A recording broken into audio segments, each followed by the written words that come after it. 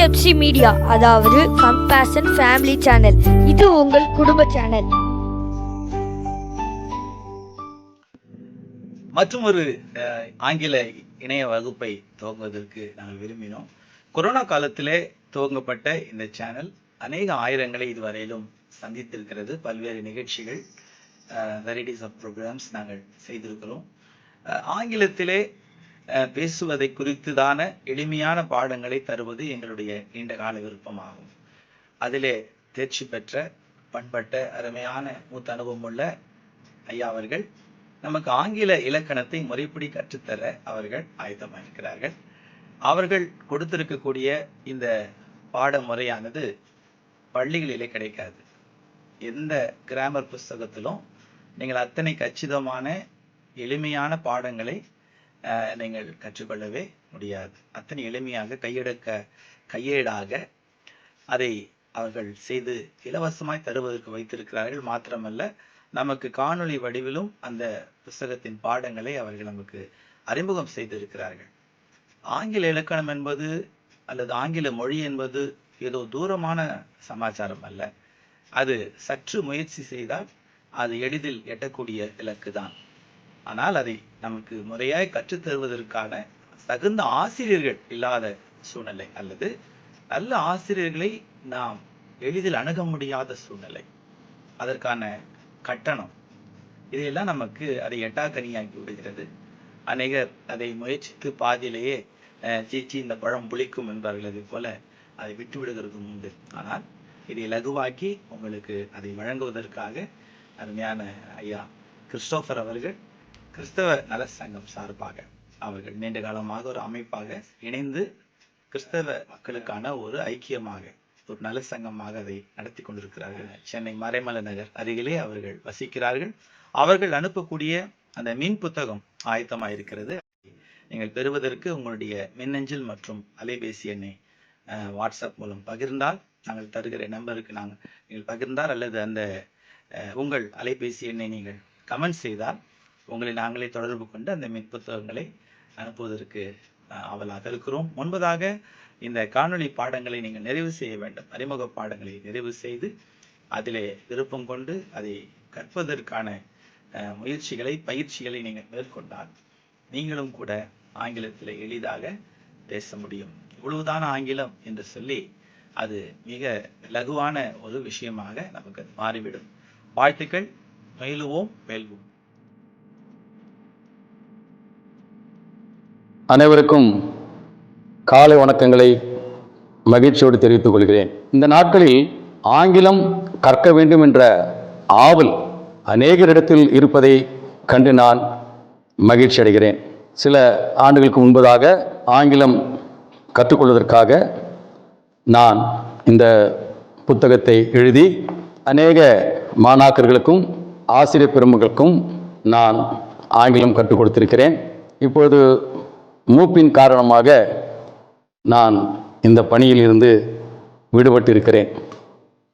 ஆயினும் அனைத்து கிறிஸ்தவ நல சங்கத்தின் பொறுப்பாளர்கள் என்னை அணுகி, நீங்கள் அதை விட்டுவிட வேண்டாம், நீங்கள் தொடர்ச்சியாக அதை யூடியூப் வாயிலாக இலவசமாக கற்றுக் கொடுப்பீர்கள் என்றால் அது ஒரு பெரிய சேவையாக இருக்கும் என்று சொல்லி என்னை அதிகமாக ஊக்குவித்து உற்சாகப்படுத்தினார்கள்.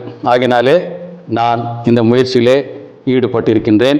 ஆங்கிலம் கற்றுக்கொள்ள வேண்டும் என்ற வாஞ்சியோடு இருக்கின்ற உங்கள் யாவரையும் இந்த விழியத்திற்கு நான் மகிழ்ச்சியோடு வரவேற்கிறேன்.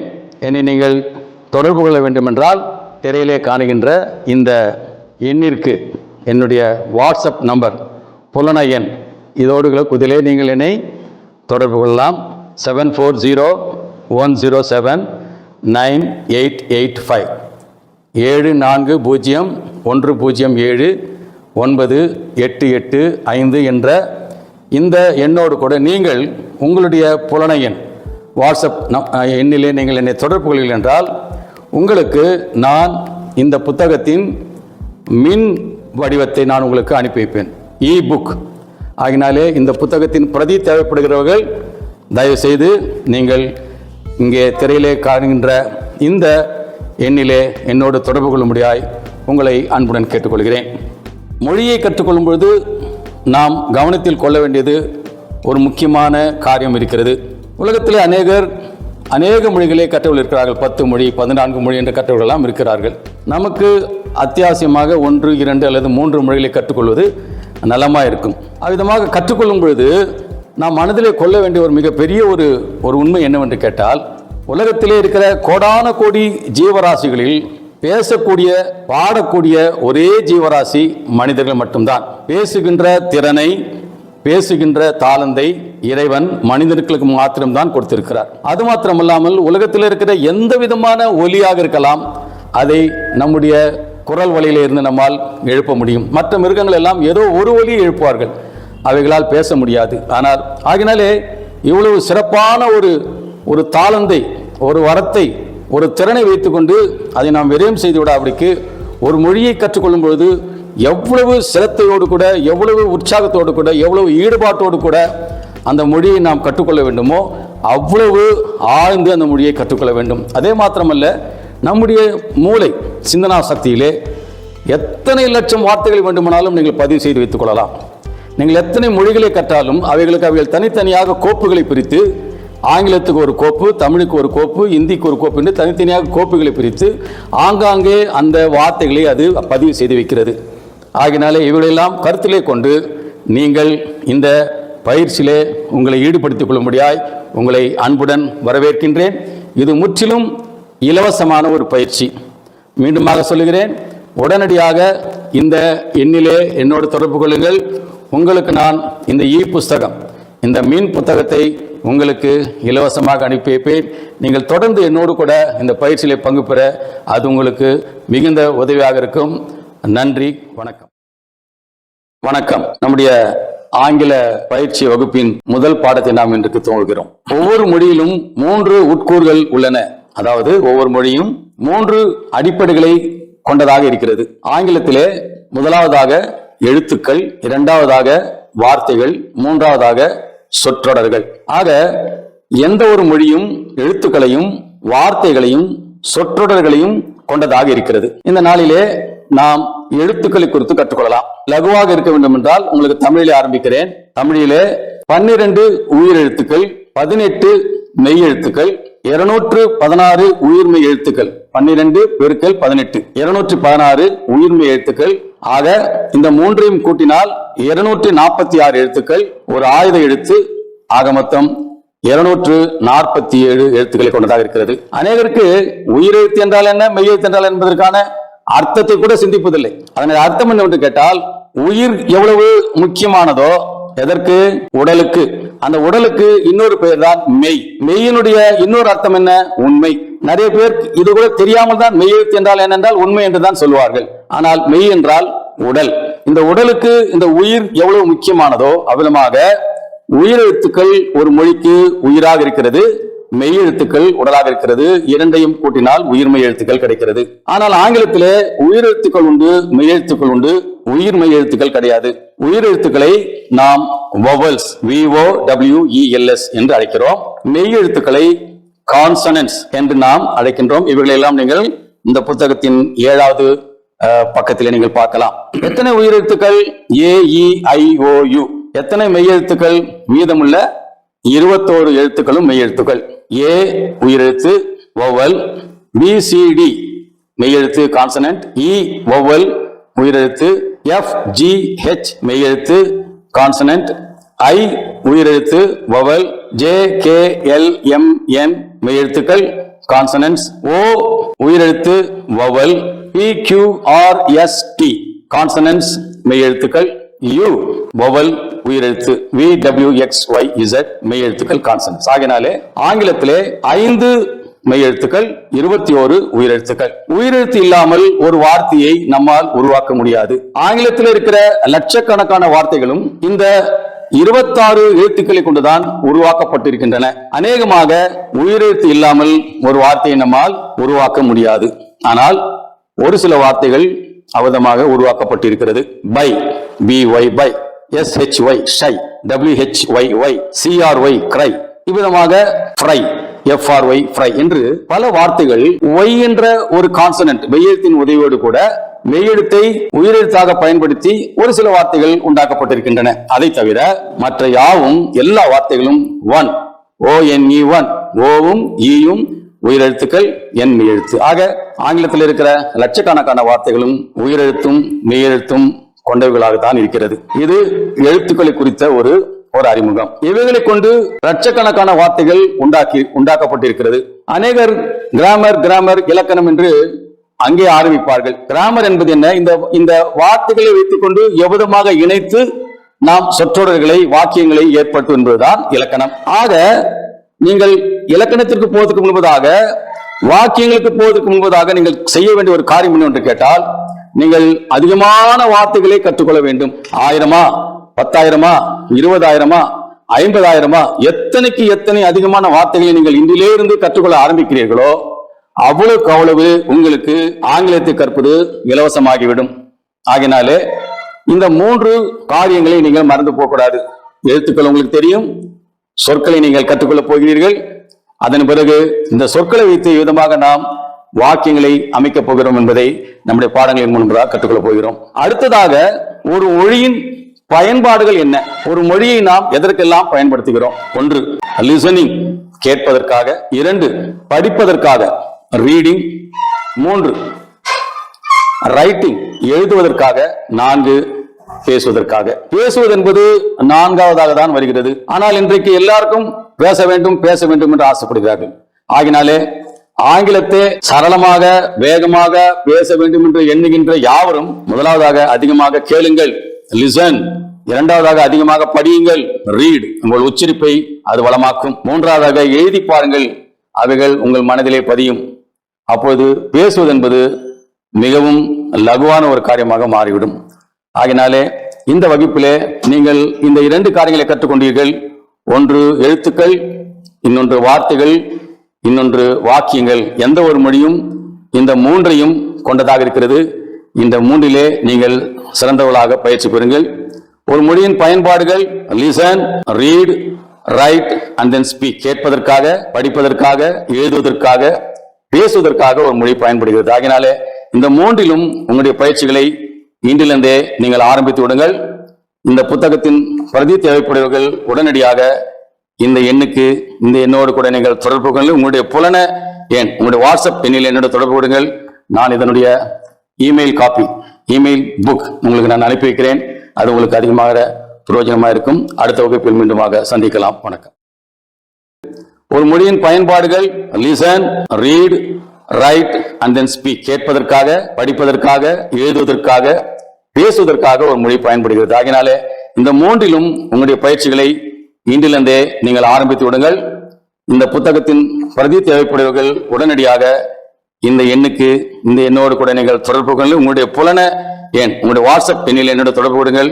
நான் இதனுடைய இமெயில் காப்பி, இமெயில் புக் உங்களுக்கு நான் அனுப்பி வைக்கிறேன். அது உங்களுக்கு அதிகமாக பிரயோஜனமாக இருக்கும். அடுத்த வகுப்பில் மீண்டுமாக சந்திக்கலாம். வணக்கம். இப்போது லட்சக்கணக்கான வார்த்தைகள் ஆங்கிலத்தில் உள்ளது. அவைகளை 8 பிரிவாக பிரித்திருக்கிறார்கள். 1 நவுன், பெயர் சொல். 2 ப்ரோனவுன்ஸ், பெயர் சொல்லைக்கு பதிலாக. 1 நவுன், பெயர் சொல்.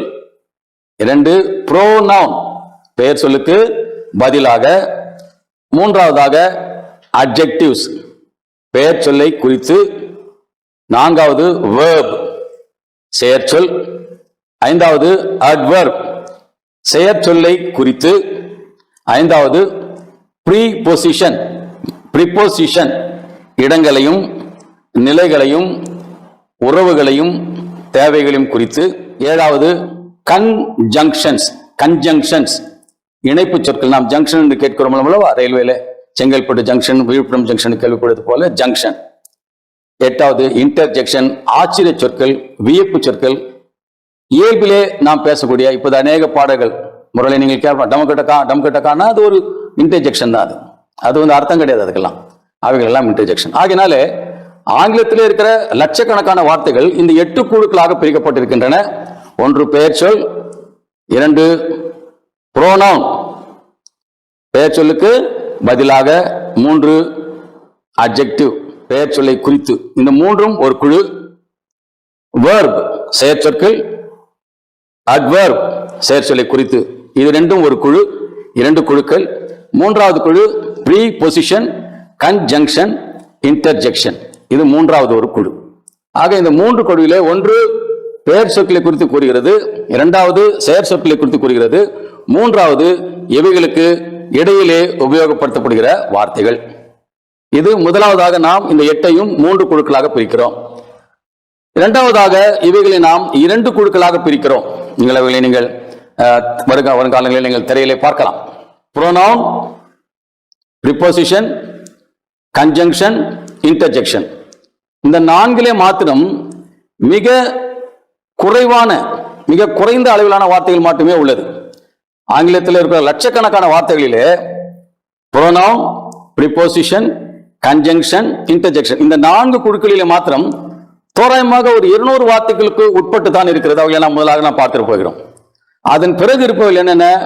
noun, adjective, verb, adverb. பெயர் சொல்லை குறித்து, செயற்சொல்லை குறித்து. இந்த 4 பிரிவுகளிலே தான் ஆங்கிலத்தில் இருக்கிற லட்சக்கணக்கான வார்த்தைகளும் இருக்கின்றன.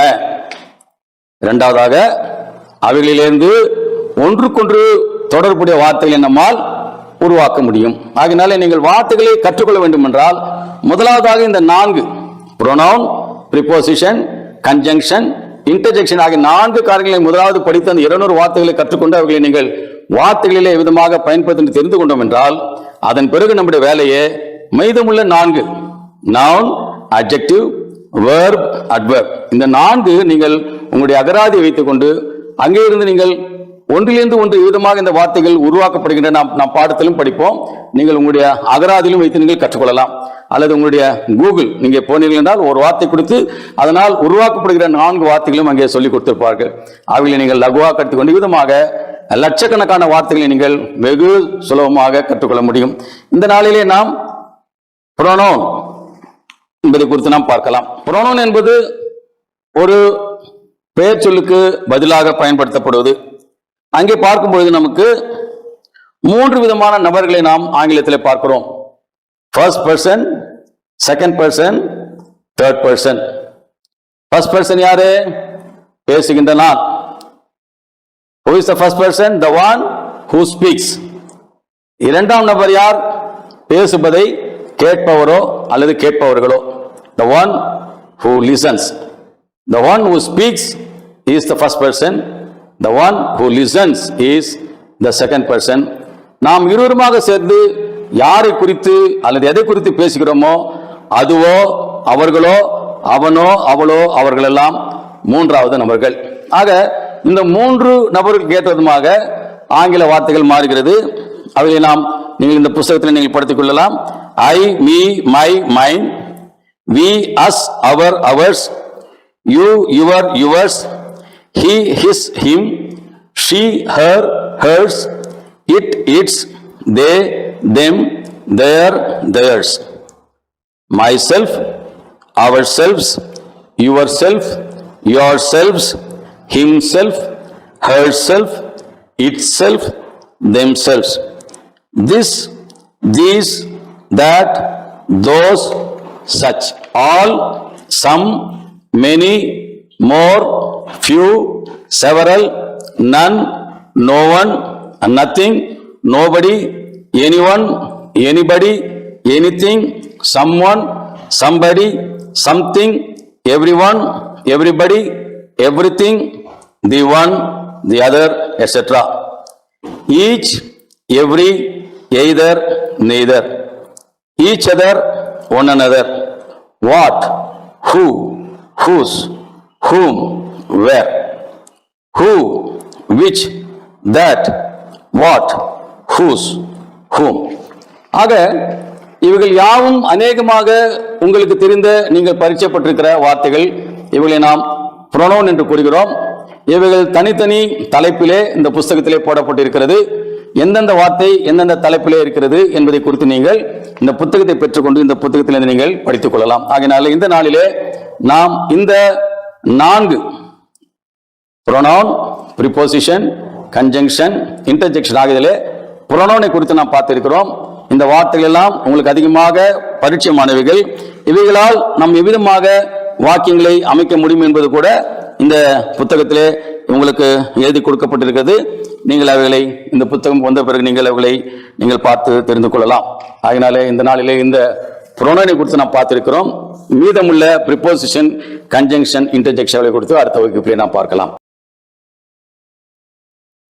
ஒரு மொழியின் பயன்பாடுகள் listen, read, right and then speak. கேட்பதற்காக, படிப்பதற்காக, எழுதுவதற்காக, பேசுவதற்காக ஒரு மொழி பயன்படுகிறது. ஆகினாலே இந்த மூன்றிலும் உங்களுடைய பயிற்சிகளை இன்றிலிருந்தே நீங்கள் ஆரம்பித்து விடுங்கள். ஆகினாலே இந்த நாளிலே நாம் இந்த 4 ப்ரோனவுன், ப்ரிபோசிஷன், கன்ஜங்ஷன், இன்டர்ஜெக்ஷன் ஆகியதிலே ப்ரோனவுனை குறித்து நாம் பார்த்திருக்கிறோம். இந்த வார்த்தைகள் எல்லாம் உங்களுக்கு அதிகமாக பரிச்சயமானவைகள். இவைகளால் நாம் எவ்விதமாக வாக்கியங்களை அமைக்க முடியும் என்பது கூட இந்த புத்தகத்திலே உங்களுக்கு எழுதி கொடுக்கப்பட்டிருக்கிறது.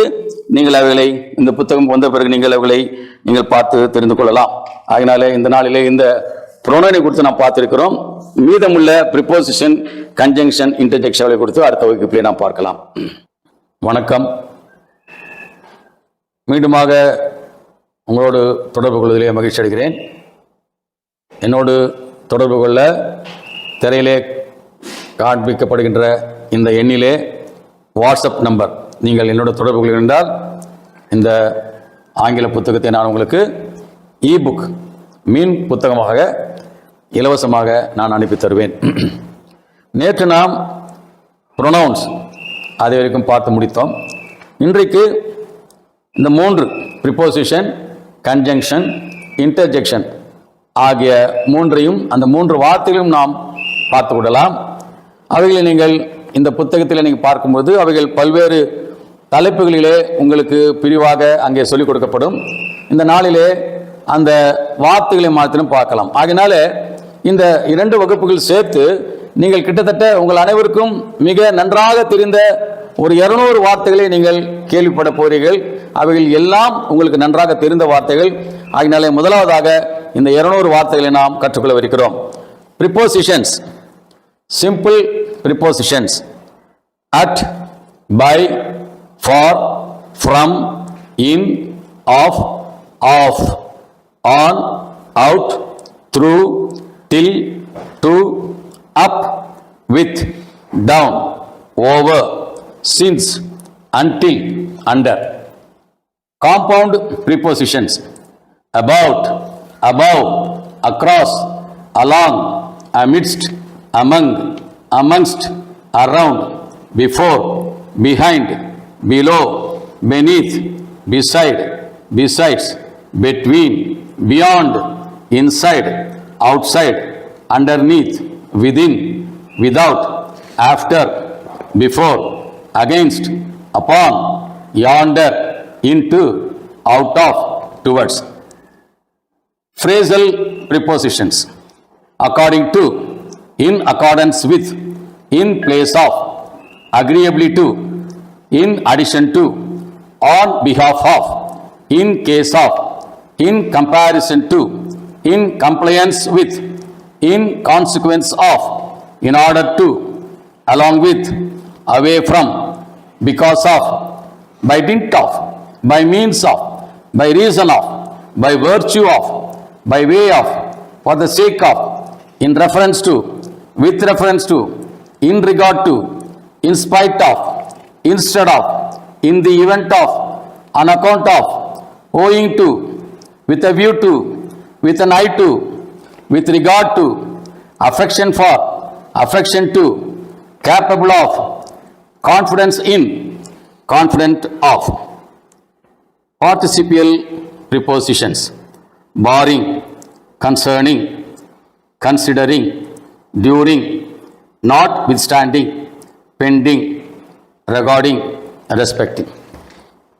இவைகளெல்லாம் நான் ஏன் உங்களுக்கு படித்து காண்பிக்கிறேன் என்றால், அதிகமாக படியுங்கள். இந்த புஸ்தகம் உங்கள் கையிலே வந்த பிறகு சத்தம் போட்டு படிங்கள். படிக்க படிக்க படிக்க இந்த வார்த்தைகள் எல்லாம் எவ்விதமாக உச்சரிப்பது என்பதை நீங்கள் அதிகமாக கற்றுக்கொள்ளலாம். அவைகள் நீங்கள் பேசும்போது உங்களுக்கு அதிக பயனுள்ளதாக இருக்கும். மௌனமாக படிக்காதீர்கள். சத்தம் போட்டு படியுங்கள். அப்பொழுதுதான் நீங்கள் அதிகமாக படிக்க நீங்கள் அதிகமாக கேட்க நீங்கள் அதிகமாக எழுத அப்பொழுதுதான் உங்களால் அதிகமாக சத்தம் போட்டு சுத்தமாக வேகமாக பேச முடியும். ஆகையினாலே இப்போது நான் படித்த அத்தனை வார்த்தைகளும் ஏறக்குறைய நீங்கள் எல்லாரும் நன்றாக அறிந்த வார்த்தைகள். அவைகளையும் வைத்துக்கொண்டு நாம் உருவாக்கக்கூடிய வாக்கியங்களை குறித்து பிறகு பார்க்கலாம். ஆக இந்த 2வது வகுப்பிலே நாம் கற்றுக்கொள்வது என்னவென்று கேட்டால், ஆங்கிலத்தில் இருக்கிற ஒரு 200 வார்த்தைகளை, நமக்கு தெரிந்த வார்த்தைகளை நாம் 4 தலைப்பின் கீழாக படித்துக் கொண்டு வருகிறோம். நேற்று தினத்திலே ப்ரொனவுன்ஸ் பார்த்தோம், இப்பொழுது ப்ரிப்போசிஷன் பார்த்தோம், அடுத்ததாக கன்ஜங்ஷன் இணைப்பு சொற்கள், வாக்கியங்களையும் அல்லது 2 வார்த்தைகளையும் இணைக்கிற சொற்கள். Bread and butter, and is a conjunction. நான் படிக்கிறேன் கேளுங்க. And, if, as, until, while, unless, because, though, after, then, as if, otherwise, else, or, yet, till, lest, that, only, since, but, although, except, when, still. Correlative conjunctions. Either or, neither nor, whether or, not only but also, both and, as and. Compound conjunctions, in order that, even if, so that, on condition that, as though, as well as soon as if. இவைகள் யாவும் ஒருவேளை உங்களுக்கு பரிச்சயமான, நீங்கள் பிரபலமான, நீங்கள் நன்றாக அறிந்த வார்த்தைகளாக இருக்கலாம். ஆகினாலே இந்த 2 வகுப்புகளிலே நாம் என்ன கற்றுக்கொள்கிறோம் என்றால், எனக்கு ஏறக்குறைய ஆங்கிலத்தில் இருக்கிற ஒரு 200 வார்த்தைகள் நான் நன்றாக அறிந்திருக்கிறேன். அவைகளை நான் 4 தலைப்புகளின் கீழாக நான் இந்த நாட்களிலே கற்றுக்கொண்டேன். 4வது தலைப்பு இன்டர்ஜெக்ஷன், வியப்பு சொற்கள், ஆச்சரிய சொற்கள். என்னென்ன? Hello, alas, hurrah, ha, ho, hush, bravo, ஹமி, for shame, well done, goodness, gracious, etcetera. ஆகினால இவ்விதமாக அநேக வார்த்தைகளை நாம் உருவாக்கி கொண்டே போகலாம் இன்டர்ஜெக்ஷனில். அவைகள் திடீரென்று உருவாகிற வார்த்தைகள். ஆகினால இப்போது முதலாவதாக இந்த பார்ட்ஸ் ஆஃப் ஸ்பீச், 8 பேச்சின் பகுதிகள், அவைகளை நாம் பார்த்தோம். அவைகளிலே 4 ப்ரொனவுன், ப்ரிப்போசிஷன், கன்ஜங்ஷன்ஸ், இன்டர்ஜெக்ஷன். இந்த 4லே 200 வார்த்தைகள் தான் இருக்கிறது என்பதை நாம் பார்த்தோம். அவைகளை நான் உங்களுக்கு படித்து காண்பித்திருக்கிறேன். அவைகளை வாக்கியங்களை எப்படி விதமாக அமைப்பது என்பதை இந்த புத்தகத்தின் இன்னொரு பகுதியிலே நம்மால் நன்றாக பார்க்க முடியும். பிறகு நாம் கற்றுக்கொள்ளலாம். ஆக லட்சக்கணக்கான வார்த்தைகளிலே ஒரு 200 வார்த்தைகள் இந்த 4 பகுதிகளிலே இருப்பதை நாம் கற்றுக்கொண்டோம். மீதமுள்ள 4 வார்த்தைகள் அவைகளை எவ்விதமாக உருவாக்குவது, அவைகளை எவ்விதமாக கற்றுக்கொள் என்பதை இனி வரப்போகிற வகுப்புகளிலிருந்து நாம் கற்றுக்கொள்ளப் போகிறோம். ஆகினாலே திரும்ப சொல்கிறேன், நேரம் கிடைக்கும் போது சத்தம் போட்டு படியுங்கள், கேளுங்கள், எழுதி பழகுங்கள். நன்றி. ஆகினால இப்போது முதலாவதாக இந்த பார்ட்ஸ் ஆஃப் ஸ்பீச், 8 பேச்சின் பகுதிகள், அவைகளை நாம் பார்த்தோம். அவைகளிலே 4 ப்ரொனவுன், ப்ரிப்போசிஷன், கன்ஜங்ஷன்ஸ், இன்டர்ஜெக்ஷன். இந்த 4லே 200 வார்த்தைகள் தான் இருக்கிறது என்பதை நாம் பார்த்தோம். அவைகளை நான் உங்களுக்கு படித்து காண்பித்திருக்கிறேன். அவைகளை வாக்கியங்களை எப்படி விதமாக அமைப்பது என்பதை இந்த புத்தகத்தின் இன்னொரு பகுதியை நம்மால் நன்றாக பார்க்க முடியும். பிறகு நாம் கற்றுக்கொள்ளலாம். ஆக லட்சக்கணக்கான வார்த்தைகளிலே ஒரு 200 வார்த்தைகள் இந்த 4 பகுதிகளிலே இருப்பதை நாம் கற்றுக்கொண்டோம். மீதமுள்ள 4 வார்த்தைகள் அவைகளை எவ்விதமாக உருவாக்குவது, அவைகளை எவ்விதமாக கற்றுக்கொள் என்பதை இனி வரப்போகிற வகுப்பிலே இருந்து நாம் கற்றுக்கொள்ளப் போகிறோம். ஆகினாலே திரும்ப சொல்கிறேன், நேரம் கிடைக்கும் போது சத்தம் போட்டு படியுங்கள், கேளுங்கள், எழுதி பழகுங்கள். நன்றி. மீண்டுமாக இந்த ஆங்கில வகுப்பிற்கு உங்களை அன்போடு வரவேற்கின்றேன். இந்த புத்தகம் தேவைப்படுகிறவர்கள் உடனடியாக இந்த எண்ணிலே, உங்களுடைய வாட்ஸ்அப் எண், புலனை எண்ணிலே என்னோடு தொடர்பு கொள்ளுங்கள்.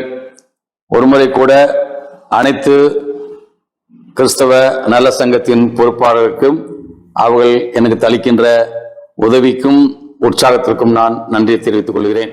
எழுத்துக்களை நாம் பார்த்து முடித்து விட்டோம். வார்த்தைகளிலே 8 பகுதிகளை நாம் பார்த்து முடித்திருக்கிறோம்.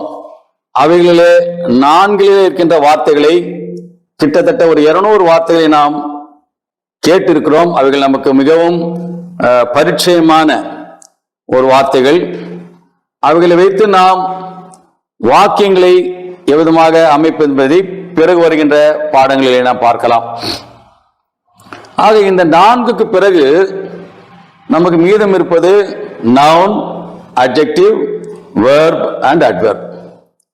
இந்த 4 தான் ஆங்கிலத்தில் இருக்கிற லட்சக்கணக்கான வார்த்தைகள் இருக்கிறது. இவைகள் தான் ஒரு வாக்கியத்திலே மிகவும் அதிகமாக பயன்படுகின்றன.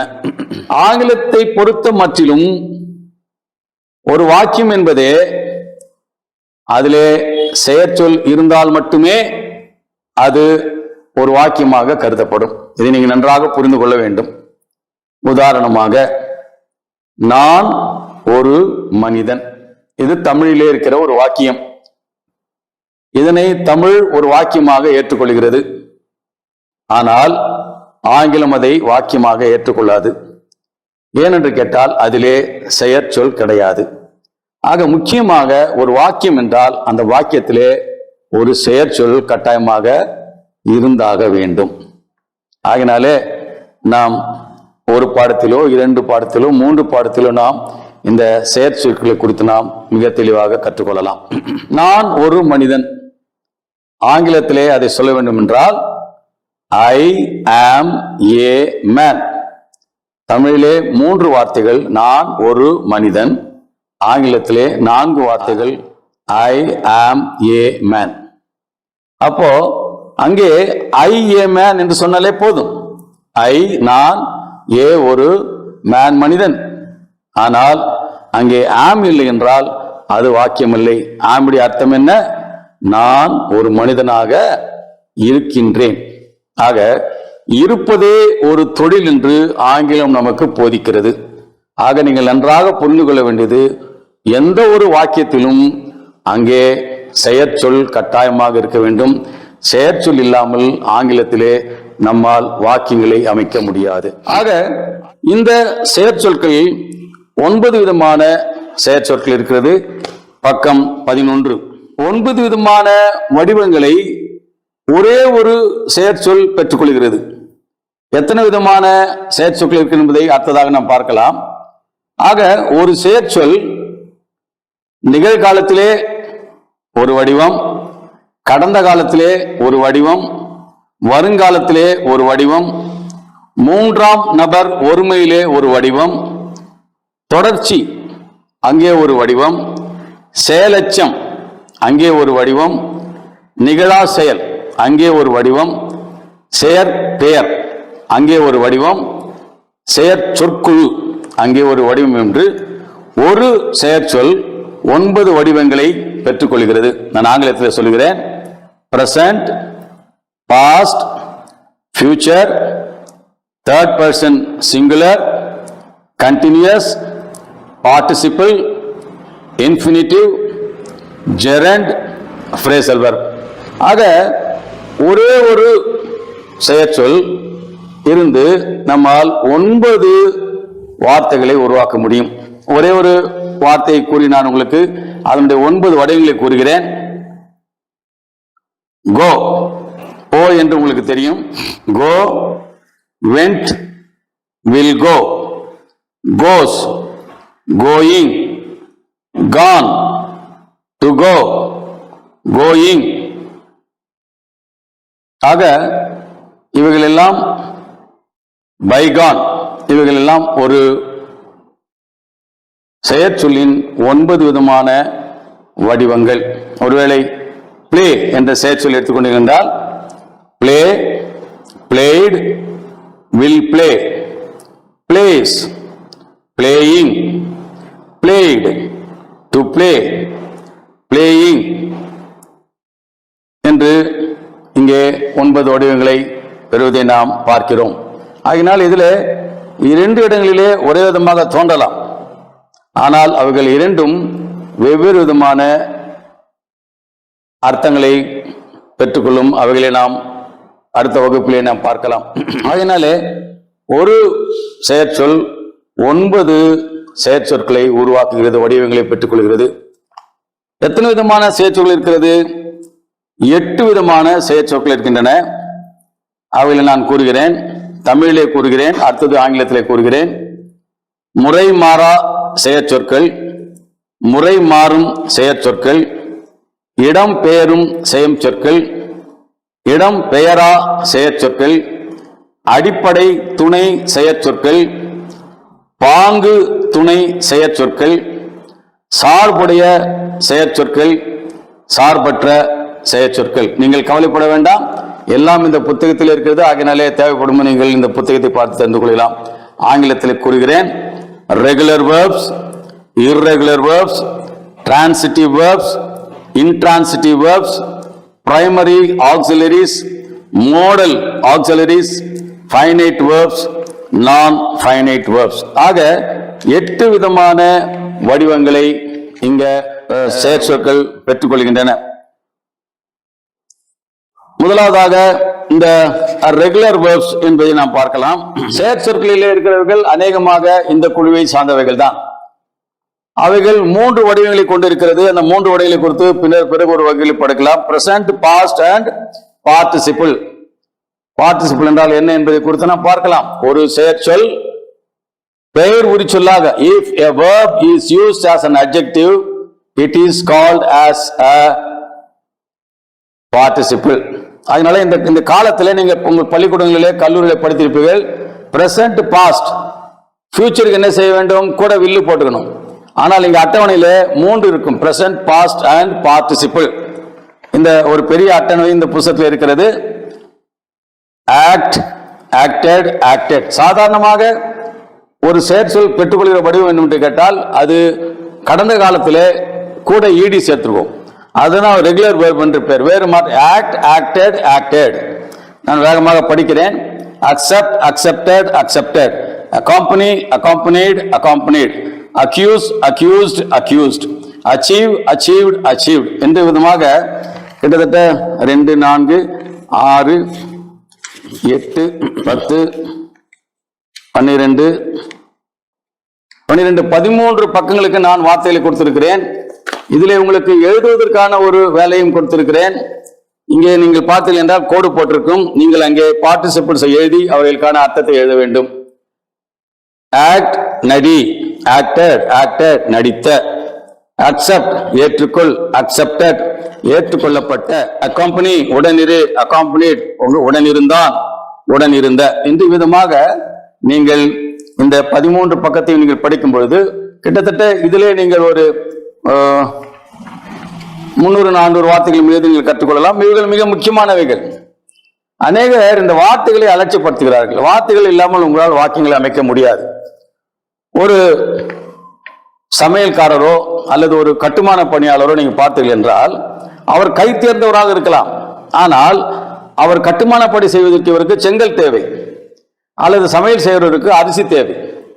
எவ்வளவு தேவையோ அவ்வளவு அரிசியும் அவ்வளவு செங்கலும் இல்லாமல் அவர்களால் கட்டிடத்தையும் கட்ட முடியாது, சமையலும் செய்ய முடியாது. ஆகினால நீங்கள் எவ்வளவுதான் இலக்கணம் தெரிந்து வைத்துக் கொண்டாலும் இந்த வார்த்தைகள் உங்களுக்குள்ளதாக உங்கள் மூளையிலே அது ஏறாத வரையிலே, அதிகமான வார்த்தைகளை நீங்கள் கற்றுக்கொண்டு அவர்களை உங்கள் மூளையிலே நீங்கள் பதிவு செய்யாத வரையிலே உங்களால் வேகமாக பேச முடியாது. ஆகினாலே இந்த முதலாவதாக இருக்கிற இந்த ரெகுலர் verbs அதை நீங்கள் இந்த புத்தகத்திலிருந்து எடுத்து நீங்கள் அவைகளை பழக்கிக் கொள்ளுங்கள். அவைகளை நீங்கள் அதிகமாக கற்று உங்கள் உங்கள் மனசுக்குள்ளதாக உங்கள் மூளைக்குள்ளதாக நீங்கள் ஏற்றுக்கொள்ளுங்கள். அப்போது அவைகள் மிகவும் லகுவாக இருக்கும்.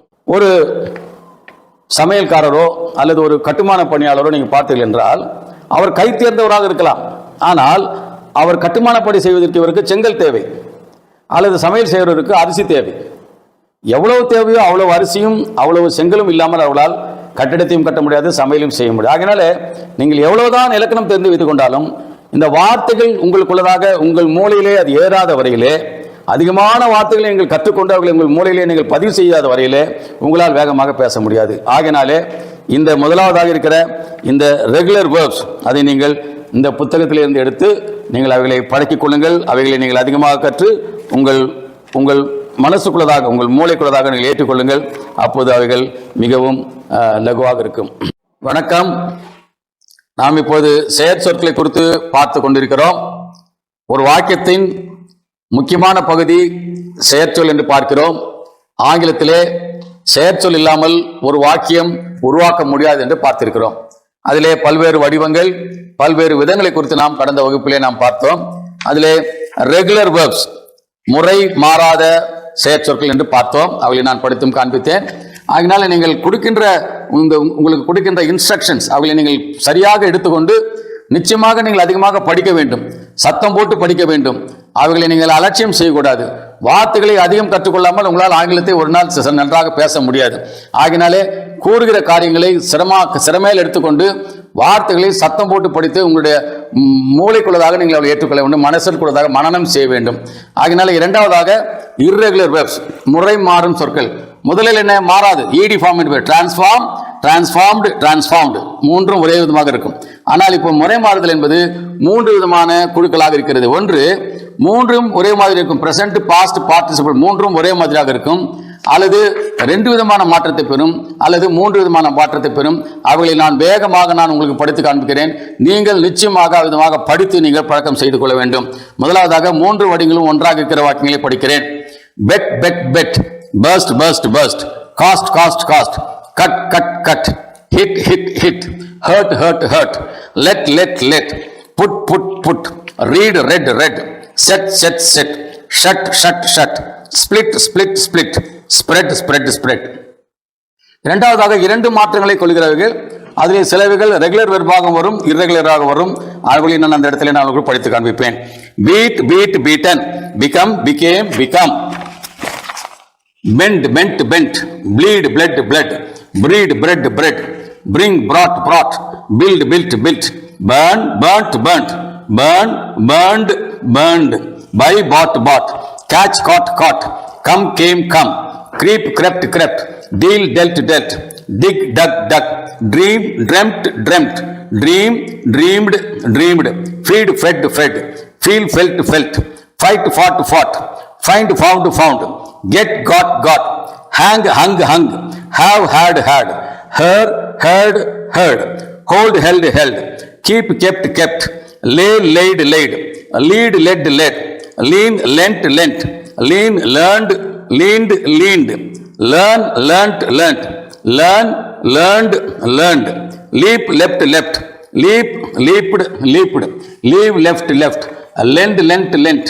light, lit, lit, lose, lost, lost, make, made, made, mean, meant, meant, meet, met, met, pay, paid, paid, run, ran, run, say, said, said, sell, sold, sold, send, sent, sent, shine, shone, shone, shoot, shot, shot, sit, sat, sat, sleep, slept, slept, smell, smelt, smelt, smell, smelled, smelled, speed, sped, sped, spell, spelt, spelt, spell, spelled, spelled, spit, spat, spat, spoil, spoilt, spoilt, spoil, spoiled, spoiled, spend, spent, spent, spill, spilt, spilt, spill, spilled, spilled, stand, stood, stood, stick, stuck, stuck, sting, stung, stung, strike, struck, struck, sweep, swept, swept, swing, swung, swung, teach, taught, taught, tell, told, told, think, thought, thought, understand, understood, understood, win, won, won,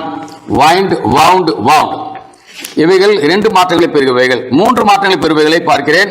இதை நான் சிரமத்தோடு படிப்பது என்று கேட்டால் நீங்கள் இதை அலட்சியம் செய்யாதீர்கள். நிச்சயமாகவே இவ்விதமாக தொடர்ந்து வேகமாக படித்து இவைகளை உங்களுடைய மனதிலே ஏற்றுங்கள்.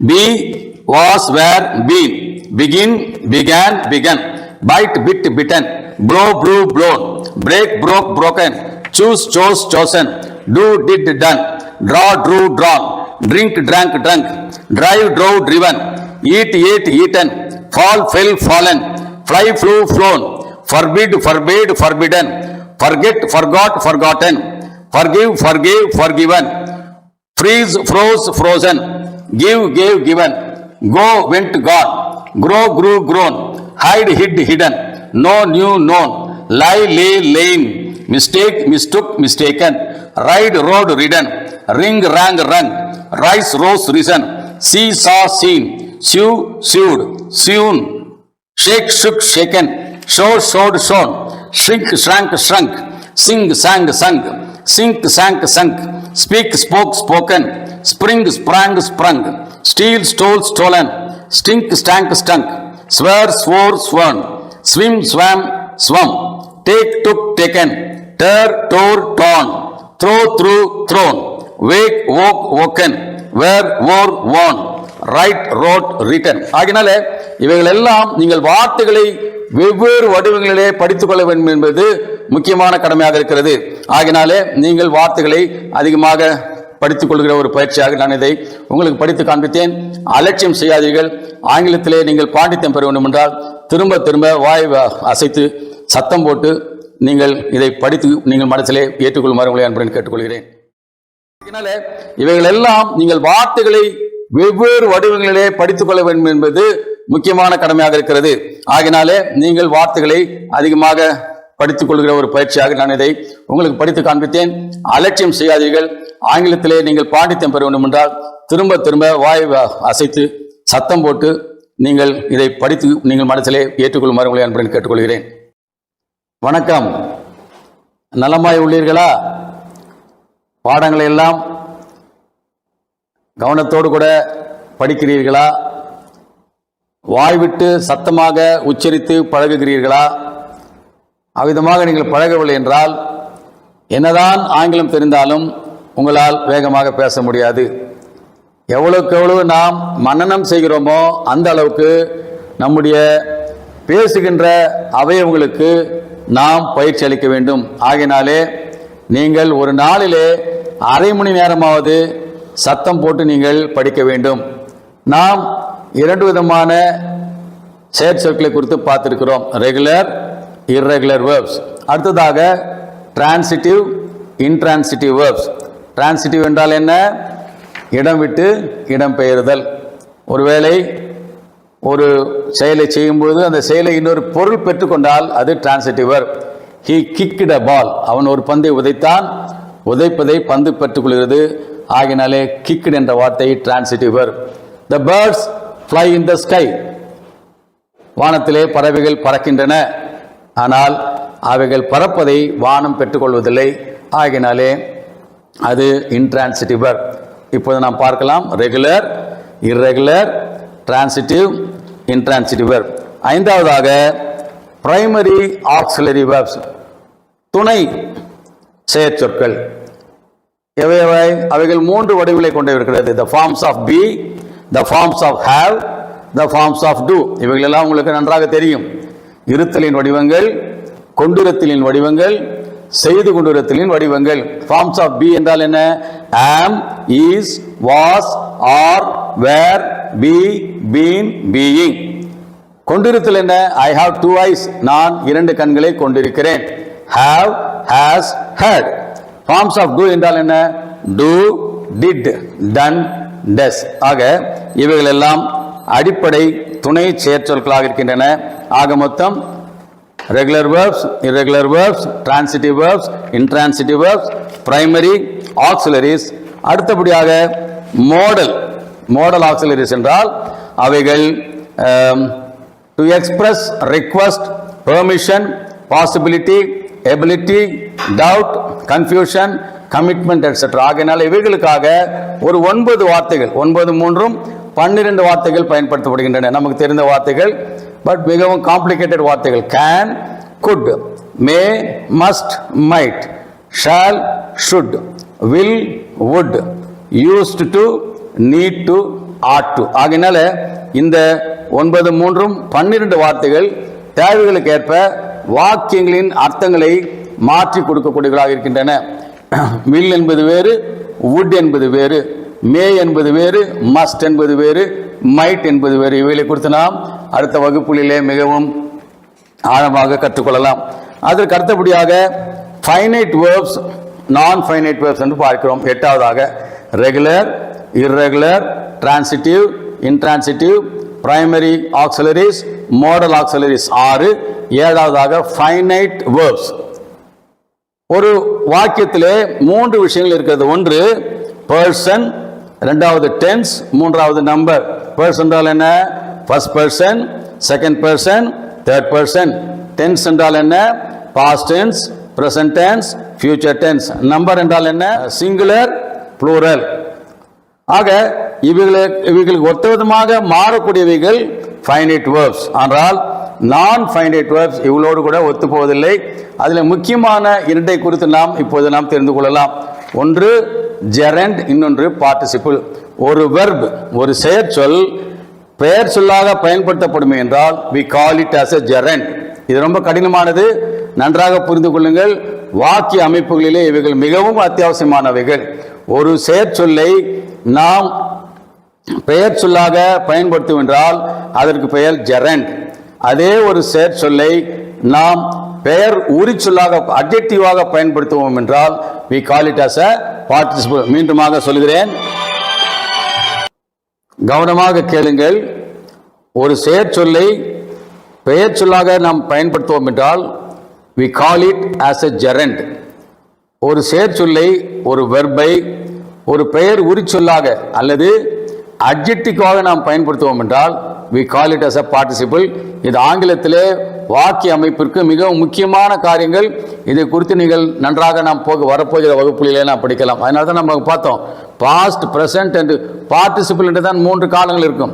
அந்த பார்ட்டிசிபிள் என்றால் என்ன? வெர்புடைய அட்ஜெக்டிவ், ஒரு செயற்சொல்லின் பெயர் சொல் உரிச்சொல் வடிவம். ஜெரண்ட் என்றால் என்ன? ஒரு செயற்சொல்லின் ஒரு வெர்புடைய பெயர் சொல் வடிவம். அதனால அந்த ஒரே ஒரு செயற்சொல்லிலிருந்து 3 வடிவங்களை நாம் பெற்றுக்கொள்ளலாம். அவைகளை குறித்து நாம் வரப்போகிற வகுப்புகளிலே மிகவும் விரிவாக நாம் பார்க்கலாம். ஆகினால இப்பொழுது நாம் ஏறக்குறைய நாம் செயற்சொற்களை குறித்து நாம் பார்த்து முடித்து விட்டோம் என்று நாம் எடுத்துக்கொள்ளலாம். இன்னும் ஒரு செயற்சொல் இருக்கிறது. they are known as phrasal verbs. phrasal verbs என்றால் 2-3 சொற்களாலான செயற்சொற்கள். அவைகளை குறித்து நான் பார்க்கலாம். ஆகினாலே இப்போது நாம் ஏறக்குறைய 5 வார்த்தைகளின் பகுதிகளை நாம் முடித்திருக்கிறோம். முதலாவதாக 4 முடித்திருக்கிறோம். Pronoun, preposition, conjunction and interjections. அடுத்ததாக இப்போது நாம் செயற்சொற்களை குறித்து 9 விதமான வடிவங்கள், அதிலே 8 விதமான பயன்பாடுகளை குறித்து நாம் பார்த்திருக்கிறோம். ஆக இதற்கு பிறகு நாம் மற்ற 3 குறித்து நாம் பார்த்து வார்த்தைகளின் வடிவத்தை நாம் முடித்துக் கொள்ளலாம். ஆகினாலே இப்போது நாம் ஏறக்குறைய 5 வார்த்தைகளின் பகுதிகளை நாம் முடித்திருக்கிறோம். முதலாவதாக 4 முடித்திருக்கிறோம். Pronoun, preposition, conjunction and interjections. அடுத்ததாக இப்போது நாம் செயற்சொற்களை குறித்து 9 விதமான வடிவங்கள், அதிலே 8 விதமான பயன்பாடுகளை குறித்து நாம் பார்த்திருக்கிறோம். ஆக இதற்கு பிறகு நாம் மற்ற 3 குறித்து நாம் பார்த்து வார்த்தைகளின் வடிவத்தை நாம் முடித்துக் கொள்ளலாம். வணக்கம். எல்லாம் புரியுதுங்களா? ஒன்றும் புரியலையா? புரிந்த வரைக்கும் படியுங்கள். ஏதாவது புரியவில்லை என்றால் நீங்கள் எப்பொழுது வேண்டுமானாலும் இந்த எண்ணில் நீங்கள் என்னை கூப்பிட்டு உங்களுடைய சந்தேகங்களை கேட்டு தெரிந்து கொள்ளலாம். மிக சுருக்கமாக உங்களோடு கூட நான் பகிர்ந்து கொண்டிருக்கிறேன். எழுத்துக்கள் உங்களுக்கு தெரியும், 26 எழுத்துக்கள். வார்த்தைகள் லட்சக்கணக்கான வார்த்தைகள். அவைகள் 8 பாகங்களாக பிரிக்கப்பட்டிருக்கின்றன. அவைகளிலே 4 மிக குறைந்த அளவு வார்த்தைகள் இருக்கிறது. Pronoun, preposition, conjunction, interjection. ஆகினால் இந்த 4 இருக்கிற ஒரு 200 வார்த்தைகளையும் நாம் படித்திருக்கிறோம். அதன் பிறகு ஒரு வாக்கியம் என்றாலே அதில் நிச்சயமாக செயற்சொல் இருக்க வேண்டும். verb, there should be a verb in every sentence. If not, English never considers it as a sentence. ஆகினாலே அந்த செயற்சொற்களின் முக்கியங்களை, அவைகளின் 9 வடிவங்கள், 8 வகைகள் நாம் பார்த்திருக்கிறோம். அவைகளை நாம் பார்த்தோம். அதன் பிறகு இப்பொழுது மீதம் உள்ளது 3 இருக்கிறது. பெயர் சொல், பெயர் உரிச்சொல், செயல் உரிச்சொல். Noun, adjective, adverb. நவுன் என்றால் பெயர் சொல். பெயர் சொல்லிலே பல்வேறு விதமான பெயர் சொல் இருக்கிறது. நீங்கள் இந்த புஸ்தகம் நீங்கள் பெற்றுக்கொள்ளப் போகிறபடினாலே நான் உங்களுக்கு வேகமாக நான் வகுப்பை நடத்தி கொண்டு போகிறேன். Proper noun, common noun, countable noun, uncountable noun. Proper noun என்றால் சிறப்பு பெயர்கள். காமன் நவுன் என்றால் பொதுவான பெயர்கள். கவுண்டபிள் என்றால் எண்ணக்கூடியவைகள். அன்கவுண்டபிள் என்றால் எண்ணக்கூடாதவைகள். ஆப்ஸ்ட்ராக்ட் நவுன்ஸ் குணப்பெயர்கள். கான்கிரீட் நவுன்ஸ் பொருட்களால் ஆனவை, தொட்டு உணரக்கூடியவைகள். காம்பவுண்ட் நவுன்ஸ் கூட்டு பெயர்கள். கலெக்டிவ் நவுன்ஸ் குழு பெயர்கள். ஃப்ரேசல் நவுன்ஸ் நீளமான பெயர்கள் என்று பெயர் சொல்லிலே 9 விதமான பெயர் சொற்கள் இருக்கிறது. நீங்கள் அவைகளை இந்த புஸ்தகத்தின் 52, 53 பாகங்களை பார்க்கலாம். ஆக பெயர் சொல் என்று வந்தாலே அங்கே பாலினங்கள், ஜெண்டர்ஸ், 4 விதமான பாலினங்கள் உள்ளது. ஒன்று ஆண் பால், பெண் பால், நமக்கு தெரியும், மாஸ்குலின், ஃபெமினின் ஜெண்டர். 3வது காமன் ஜெண்டர். காமன் ஜெண்டர் பால் இருக்கும், ஆனால் பால் தெரியாது. உதாரணமாக சைல்டு, ஒரு குழந்தை என்று சொல்லியிருந்தால் அதற்கு ஆண் குழந்தையாக இருக்கலாம், பெண் குழந்தையாக இருக்கலாம், அதுக்கு பால் உண்டு. ஆனால் சைல்டு என்று கூறினால் அது என்ன பாலினத்தை சேர்ந்தது என்று தெரியாது. They are known as common gender. நியூட்டர் gender என்றால் பால் அற்றவை. டேபிள், புத்தகம், கைகடிகாரம் இவெல்லாம் பால் அற்றவை என்று பார்க்கிறோம். அதன் பிறகு பெயர் சொல் என்றாலே 9 விதமான பெயர்ச்சொற்கள், பாலினங்கள். அதன் பிறகு சிங்குலர், ப்ளூரல். ஆங்கிலத்திலே எண் என்றால் என்ன? ஒன்று, ஒன்றுக்கு மேற்பட்டது. அதுக்கு சிங்குலர் என்ன? பாய், ப்ளூரல் என்ன? பாய்ஸ். அதன் மூலமாக நீங்கள் அநேக வார்த்தைகளை கற்றுக்கொள்ளலாம். இது 6வது. இந்த 2வது குழுவில் இருக்கிற 2வது செயற்சொல், அதன் பிறகு பெயர் சொல். அதன் பிறகு அட்ஜெக்டிவ்ஸ் என்றால் பெயர் உரி சொற்கள். நாம் articles a, an, and, the or the. A எங்கே பயன்படுத்த வேண்டும்? ஆன் எங்கே பயன்படுத்த வேண்டும்? ஆன் என்பதை வவல்ஸ்க்கு முன்பதாக பயன்படுத்த வேண்டும். வவல்ஸ்க்கு முன்பதாக தி என்று சொல்ல வேண்டும். The earth, the book. அதே விதமாக ஏ புக் என்றால் ஒரு புத்தகம் என்ற அர்த்தம். ஆர்டிகிள்ஸ், நம்பர்ஸ், எண்களை நாம் அட்ஜெக்டிவா பயன்படுத்தலாம். 2 பென்ஸ். அப்போ அங்கே 2 என்னது? அது ஒரு அட்ஜெக்டிவ்.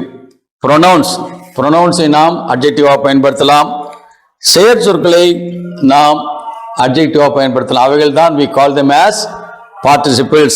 என்னென்ன? broken chair, written letters, spent time, running race, talking time. இவைகளெல்லாம் டாக்கிங் என்பது அது செயற் சொல்லாக இருந்தாலும் இங்கே அவைகள் பெயர் உரிச்சொல்லாக பயன்படுத்தப்படுகின்றன. அப்படிமாக வரும்பொழுது அட்ஜெக்டிவிலும் அட்வர்பிலும் ஒப்புமைகள் இருக்கிறது. என்னென்னது? 3 விதமான டிகிரிஸ் ஆஃப் கம்பேரிசன் என்று பார்க்கிறோம். Positive degree, comparative degree, superlative degree. எந்த விதமான ஒப்புமையும் இல்லாமல் கூறினால் அது பாசிட்டிவ் டிகிரி. ஒப்புமையோடு 2 காரியங்களை ஒப்பிட்டால் அது கம்பேரிட்டிவ் டிகிரி. 2க்கு மேற்பட்டவர்களை நாம் ஒப்பிட்டால் அது superlative degree. Raman is a good boy. நாம் அவனை யாரோட நம்ம கம்பேர் பண்ணவில்லை. அங்கே குட் என்பது ஒரு positive degree. Comparative, Raman is better than Gopal. அங்கே இருவரை நாம் ஒப்புமைப்படுத்துகிறோம். அங்கே பெட்டர் என்பது குட்டினுடைய 2வது வடிவம். 3வது வடிவம் superlative degree. Raman is the best boy in his class. அது எல்லாரும் சேர்ந்து ஒப்புமைப்படுத்துவது, அது 3வது டிகிரி. ஆக அட்ஜெக்டிவ்ஸ்ல இவ்விதமான காரியங்கள். அதே விதமாக அட்வர்ப் என்பது ஒரு செயலுக்குரிய வார்த்தைகள். அதிலே பல்வேறு பிரிவினைகள் இருக்கிறது. அதிலும் கம்பேரிசன்ஸ் இருக்கிறது. அதிலே நமக்கு வந்துட்டு adverbs of time, adverbs of place, adverbs of frequency, adverbs of quality, adverbs of quantity, adverbs of reason, interrogative adverbs, relative adverb என்று நாம் பார்க்கிறோம். அதன் பிறகு கம்பேரிசன் ஆஃப் அட்வர்ப்ஸ் என்று பார்க்கிறோம். ஆகினாலே மாணவ செல்வங்களே, இப்போது நாம் ஏறக்குறைய வார்த்தைகளின் உலகத்திற்குள்ளதாக ஓரளவுக்கு சென்று நாம் அநேக காரியங்களை கற்றுக்கொண்டிருக்கிறோம். முதலாவதாக, ஒரு மொழி என்பது எவைகளை கொண்டுள்ளது என்று பார்த்தோம். ஒரு மொழி என்பது எழுத்துக்களையும் வார்த்தைகளையும் வாக்கியங்களையும் கொண்டுள்ளது. ஒரு மொழியின் பயன்பாடுகள் என்னென்ன? அவைகளை நாம் கேட்க பயன்படுத்துகிறோம், அவைகளை நாம் படிக்க பயன்படுத்துகிறோம், அவைகளை நாம் எழுத பயன்படுத்துகிறோம், அவைகளை நாம் பேச பயன்படுத்துகிறோம். ஆகினாலே நீங்கள் வாயை திறந்து அதிகமாக சத்தம் போட்டு படித்தால் தான் உங்களால் பேச முடியும் என்று நாம் பார்த்தோம். எழுத்துக்களின் உலகத்தை பார்த்து முடித்தோம். vowels and consonants. அதே விதமாக லட்சக்கணக்கான வார்த்தைகளும் 8 விதமாக பிரிக்கப்பட்டிருக்கின்றன. அவைகள் என்னென்ன? Noun, pronoun, adjective, verb, adverb, preposition, conjunction, interjection. இவைகளிலே ஒரு 200 வார்த்தைகள் 4 பகுதிகளில் இருக்கிறது. Pronoun, preposition, conjunction, interjection. இந்த 4 பிரிவுகளில் மாத்திரம் ஒரு 200 வார்த்தைகள் மாத்திரம் தான் இருக்கிறது. நமக்கு அனைவருக்கும் நன்றாக தெரிந்த வார்த்தைகள். மீதமுள்ள லட்சக்கணக்கான வார்த்தைகள் என்னவாக இருக்கின்றன? அவைகள் நவுனாகவும் அட்ஜெக்டிவாகவும் வெர்பாகவும் அட்வெர்பாகவும் இருக்கின்றன. பெயர் சொல்லாக, பெயர் உரி சொல்லாக, செயற் சொல்லாக, செயல் உரி சொல்லாக இருக்கின்றன. அவைகளை குறித்து நாம் ஓரளவுக்கு நாம் பார்த்திருக்கிறோம். ஏன் உங்களுக்கு நான் இது வேகமாக இந்த வகுப்பில் எடுக்கிறேன் என்றால், இந்த புத்தகத்தை நீங்கள் எப்போது வேண்டுமானாலும் என்னிடத்திலிருந்து நீங்கள் கேட்டு பெற்றுக்கொள்ளலாம். இந்த தொலைபேசிக்கு நீங்கள் என்னை அழைத்தீர்கள் என்றால் இதனுடைய இபுக் உங்களுக்கு உடனே நான் அனுப்புவேன். அதன் பிறகு மாத்திரமல்ல, நீங்கள் படித்து என்னோடு கூட எப்போது வேண்டுமானாலும் நீங்கள் என்னை அழைத்து உங்களுடைய சந்தேகங்களை கேட்டுக்கொள்கிறோம். ஆகினாலே முதற்கட்டமான வகுப்புகள் இன்றோடு நிறைவடைகிறது. அடுத்த வகுப்புகள் நாம் எழுத்துக்களை பார்த்து விட்டோம், வார்த்தைகளை பார்த்து விட்டோம். அடுத்த வகுப்புகள் வாக்கியங்களுக்கு செல்வோம். ஆகினாலே நீங்கள் அனைவரும் உங்களுடைய நேரங்களை அதிகமாக பயன்படுத்தி தீவிரமாக சிரத்தையோடு கூட நீங்கள் படிப்பீர்கள் என்றால் வெகு சீக்கிரத்தில் நீங்கள் லட்சக்கணக்கான வார்த்தைகளை உங்களால் கற்றுக்கொள்ள முடியும். அவர்களுடைய அர்த்தங்களை உங்களால் புரிந்து கொள்ள முடியும். ஆகினாக நீங்கள் கடினமாக உழைக்க வேண்டும் என்று கூறி உங்களை வாழ்த்தி நான் விடைபெறுகிறேன். மீண்டுமாக அடுத்த வகுப்பில் சந்திப்போம். நன்றி, வணக்கம். ஆகினாலே முதற்கட்டமான வகுப்புகள் இன்றோடு நிறைவடைகிறது. அடுத்த வகுப்புகள் நாம் எழுத்துக்களை பார்த்து விட்டோம், வார்த்தைகளை பார்த்து விட்டோம். அடுத்த வகுப்புகள் வாக்கியங்களுக்கு செல்வோம். ஆகினாலே நீங்கள் அனைவரும் உங்களுடைய நேரங்களை அதிகமாக பயன்படுத்தி தீவிரமாக சிரத்தையோடு கூட நீங்கள் படிப்பீர்கள் என்றால் வெகு சீக்கிரத்தில் நீங்கள் லட்சக்கணக்கான வார்த்தைகளை உங்களால் கற்றுக்கொள்ள முடியும். அவர்களுடைய அர்த்தங்களை உங்களால் புரிந்து கொள்ள முடியும். ஆகினாக நீங்கள் கடினமாக உழைக்க வேண்டும் என்று கூறி உங்களை வாழ்த்தி நான் விடைபெறுகிறேன். மீண்டுமாக அடுத்த வகுப்பில் சந்திப்போம். நன்றி, வணக்கம். வணக்கம். எல்லா பாடங்களையும் நீங்க கருத்தோடு படிச்சிருப்பீங்கன்னு நான் நினைக்கிறேன். ஆங்கிலம் கற்பது என்பது அத்தனை சுலபமானதல்ல. மிகுந்த ஈடுபாடோடு கூட ஒரு நாளைக்கு குறைந்தது 1 மணி நேரமாவது நீங்கள் அதற்காக செலவழித்தால் மிக குறைந்த காலத்திலேயே உங்களால் ஆங்கிலத்திலே சிறந்து விளங்க முடியும். நாம் கற்றுக்கொண்டது போல வார்த்தைகள் மிக முக்கியமானது. அவைகளை எவ்விதமாக கற்றுக்கொள்வது, அவைகள் எத்தனை வகைப்படும் என்பதெல்லாம் நாம் பார்த்தோம். அதே விதமாக வார்த்தைகளிலே ஒரு வாக்கியம் என்பது செயற்சொல் இல்லாமல் அமையாது. செயற்சொல்லிலே எத்தனை விதங்கள் இருக்கிறது, எத்தனை வடிவங்கள் இருக்கிறது, அவர்களுடைய பயன்பாடுகள் என்ன என்பதெல்லாம் நாம் பார்த்தோம். இந்த வகுப்பிலே நாம் நேற்று தினத்திலே நான் உங்களுக்கு போதித்தது போல அகராதி பயன்படுத்துகின்ற ஒரு பழக்கம் மிகவும் சால சிறந்தது. தினந்தோறும் நீங்கள் ஒரு அரை மணி நேரமாவது அகராதியை நீங்கள் பயன்படுத்த வேண்டும். முதலாவதாக ஒருவேளை எடுத்துக்கொள்ளுங்கள். அதிலே எந்தெந்த வார்த்தைகளுக்கெல்லாம் இந்த 4 வடிவங்களோ அல்லது 3 வடிவங்களோ இருக்கிற தன்மைகளை பார்த்து அவைகளை பட்டியலிட்டு எழுதி கொண்டே வாருங்கள். இவ்விதமாக நீங்கள் செய்வீர்கள் என்றால் ஒரு மாதத்துக்குள்ளதாக நீங்களே ஆங்கிலத்தோடு கூட அதிக நெருக்கமாகிவிட்டதை உங்களால் உணர முடியும். எவ்வளவுக்கு எவ்வளவு அதிகமான வார்த்தைகள் உங்களுடைய மூளைக்குள்ளதாக, உங்களுடைய மனதிற்குள்ளதாக செயலில் செல்கிறதோ அவ்வளவுக்கு அவ்வளவு நீங்கள் இயல்பாகவே நீங்கள் பேச தொடங்கி விடுவீர்கள். இப்போது 1-2 வகுப்புகளிலே நாம் எவ்விதமாக வாக்கியங்களை எழுத வேண்டும் என்று நாம் கற்றுக்கொள்வோம். அதனாலே வார்த்தைகளை கற்றுக்கொள்வதில் அலட்சியமா இராதீர்கள். வார்த்தைகளின் உருவாக்கங்களை நான் ஒரு சில வார்த்தைகளுக்கு மாத்திரம் நான் சொல்லித் தருகிறேன். நீங்கள் அவளை பார்த்து நீங்கள் உங்களுடைய அகராதியை பயன்படுத்தி பாருங்கள். ஒரு வார்த்தை சொல்கிறேன், ஹீல். ஹீல் என்றால் ஆரோக்கியமாக்கு. சோ ஹீல் என்றால் அது ஒரு செயற்சொல். Medicines heals the disease. Medicines heal the disease. மருந்துகள் வியாதியை குணமாக்குகின்றன அல்லது ஆரோக்கியப்படுத்துகின்றன. ஆக ஹீல் என்பது ஒரு செயற்சொல். அதனுடைய பெயர் சொல் என்ன? நான் நிறைய பேரிட கேட்டிருக்கிறேன், அவர்கள் அதை சொன்னதில்லை. ஹெல்த். ஹெல்த் என்றால் என்ன? ஆரோக்கியம். Health is very important for human life. மனித வாழ்க்கைக்கு ஆரோக்கியம் மிக முக்கியமானது. இப்போது நீங்கள் ஹெல்த், ஹீல், ஹெல்த்துக்குள்ளதான் ஹீல் இருக்குது. ஐ saw a healthy baby. நான் ஒரு ஆரோக்கியமான குழந்தையை பார்த்தேன். ஆரோக்கியம், ஆரோக்கியமான, ஆரோக்கியமாக்கு. இப்ப ஹெல்தி என்பதும் என்ன? ஹெல்த் என்ற வார்த்தையிலிருந்து வருகிற வார்த்தை தான் ஹெல்தி. ஹீல், ஆரோக்கியப்படுத்து. ஆக இது என்ன? ஆரோக்கியமான ஒரு குழந்தை. குழந்தை என்பது என்ன? ஒரு பெயர் சொல். எப்படிப்பட்ட குழந்தை? ஆரோக்கியமான குழந்தை. ஆக ஒரு பெயர் சொல்லி குறித்து சொல்வதனாலே ஹெல்தி என்பது ஒரு பெயர் உரிச்சொல் அல்லது ஆங்கிலத்திலே அட்ஜெக்டிவ். இப்போது நாம் பெயர் சொல் நவுன் பார்த்து விட்டோம். அட்ஜெக்டிவ் பெயர் உரிச்சொல்லை பார்த்து விட்டோம். செயற்சொல் வெர்ப் அடுத்தது என்ன? அட்வெர்ப். அப்ப என்ன இருக்குது? ஹெல்த், ஹெல்தி, ஹீல், ஹெல்திலி ஆரோக்கியமாக. முதல்ல என்னதுங்க? ஆரோக்கியமான, ஆரோக்கியம், ஆரோக்கியமான, ஆரோக்கியமாக்கு, ஆரோக்கியமாக. அது வந்துட்டு செயல் உயிரிச்சொல். புரியுதுங்களா? ஆக இந்த விதமாக நீங்கள் இது ஒரு உதாரணம் அல்லது இன்னொரு உதாரணம் நான் கூறுகிறேன். பிரேயர். பிரேயர் என்றால் என்ன? அது ஒரு நவுன், அது ஒரு பெயர் சொல். பிரேயர் செபித்தல், இறைவனிடத்திலே வேண்டுதல் என்று அர்த்தம். அதனால இட் இஸ் அது ஒரு பெயர் சொல். Prayer is speaking with God. செபம் என்பது இறைவனுடன் பேசுவது. அதே பிரேயரை செயற் சொல்ல எப்படி போகுது? I pray to God daily. அங்க என்னது? பிரேயருடைய செயற் சொல் இப்படி பெயர் சொல் விதமாக செயற் சொல்லாக மாறுகிறது. Pray, prayer, pray. நான் தினமும் இறைவனிடம் வேண்டுகிறேன், செபிக்கிறேன். அதனுடைய அட்ஜெக்டிவ் பெயர் உரிச்சொல் என்ன? He led a prayerful life. He led a prayerful life. led என்பது என்ன? லீட், முன்னெடுத்தினான், வழிநடத்தினான். அவன் ஒரு ஜெப வாழ்க்கையை வழிநடத்தினான், நடந்தான். அங்க பிரேயர்ஃபுல் லைஃப், வாழ்க்கை என்பது ஒரு பெயர் சொல். எப்பேற்பட்ட வாழ்க்கை? எப்பொழுதும் செபித்துக் கொண்டிருக்கின்ற ஒரு வாழ்க்கை.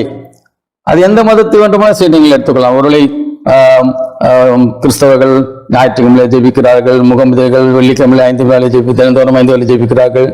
மற்ற இந்து சகோதரர்கள் எப்பொழுதெல்லாம் நேரம் பிடிக்கிறதோ அப்போதெல்லாம் போய் இடத்திலே பிரார்த்திக்கிறார்கள். ஆக பிரேயர்ஃபுல் லைஃப் என்றால் என்ன?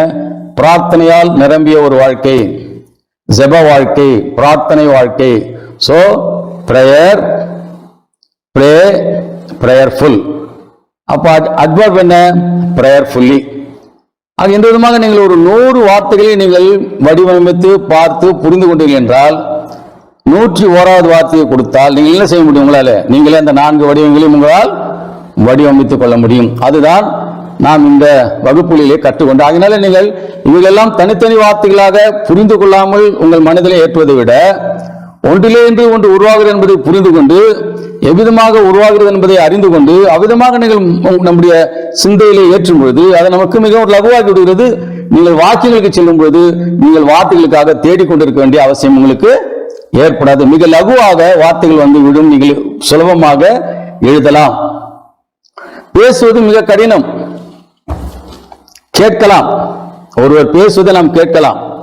சிலது புரியலாம், சிலது புரியாமல் இருக்கலாம். கேட்க கேட்க புரிய ஆரம்பித்து விடும். அது வெறும் கேட்டல் தான். படிக்கலாம், படிக்கும்போது உங்களுடைய கண், கேட்கும்போது உங்கள் காது, படிக்கும்போது உங்கள் கண், உங்கள் சிந்தை, எல்லாவற்றுக்கும் சிந்தை வேலை செய்து கொண்டுதான் இருக்க வேண்டும்.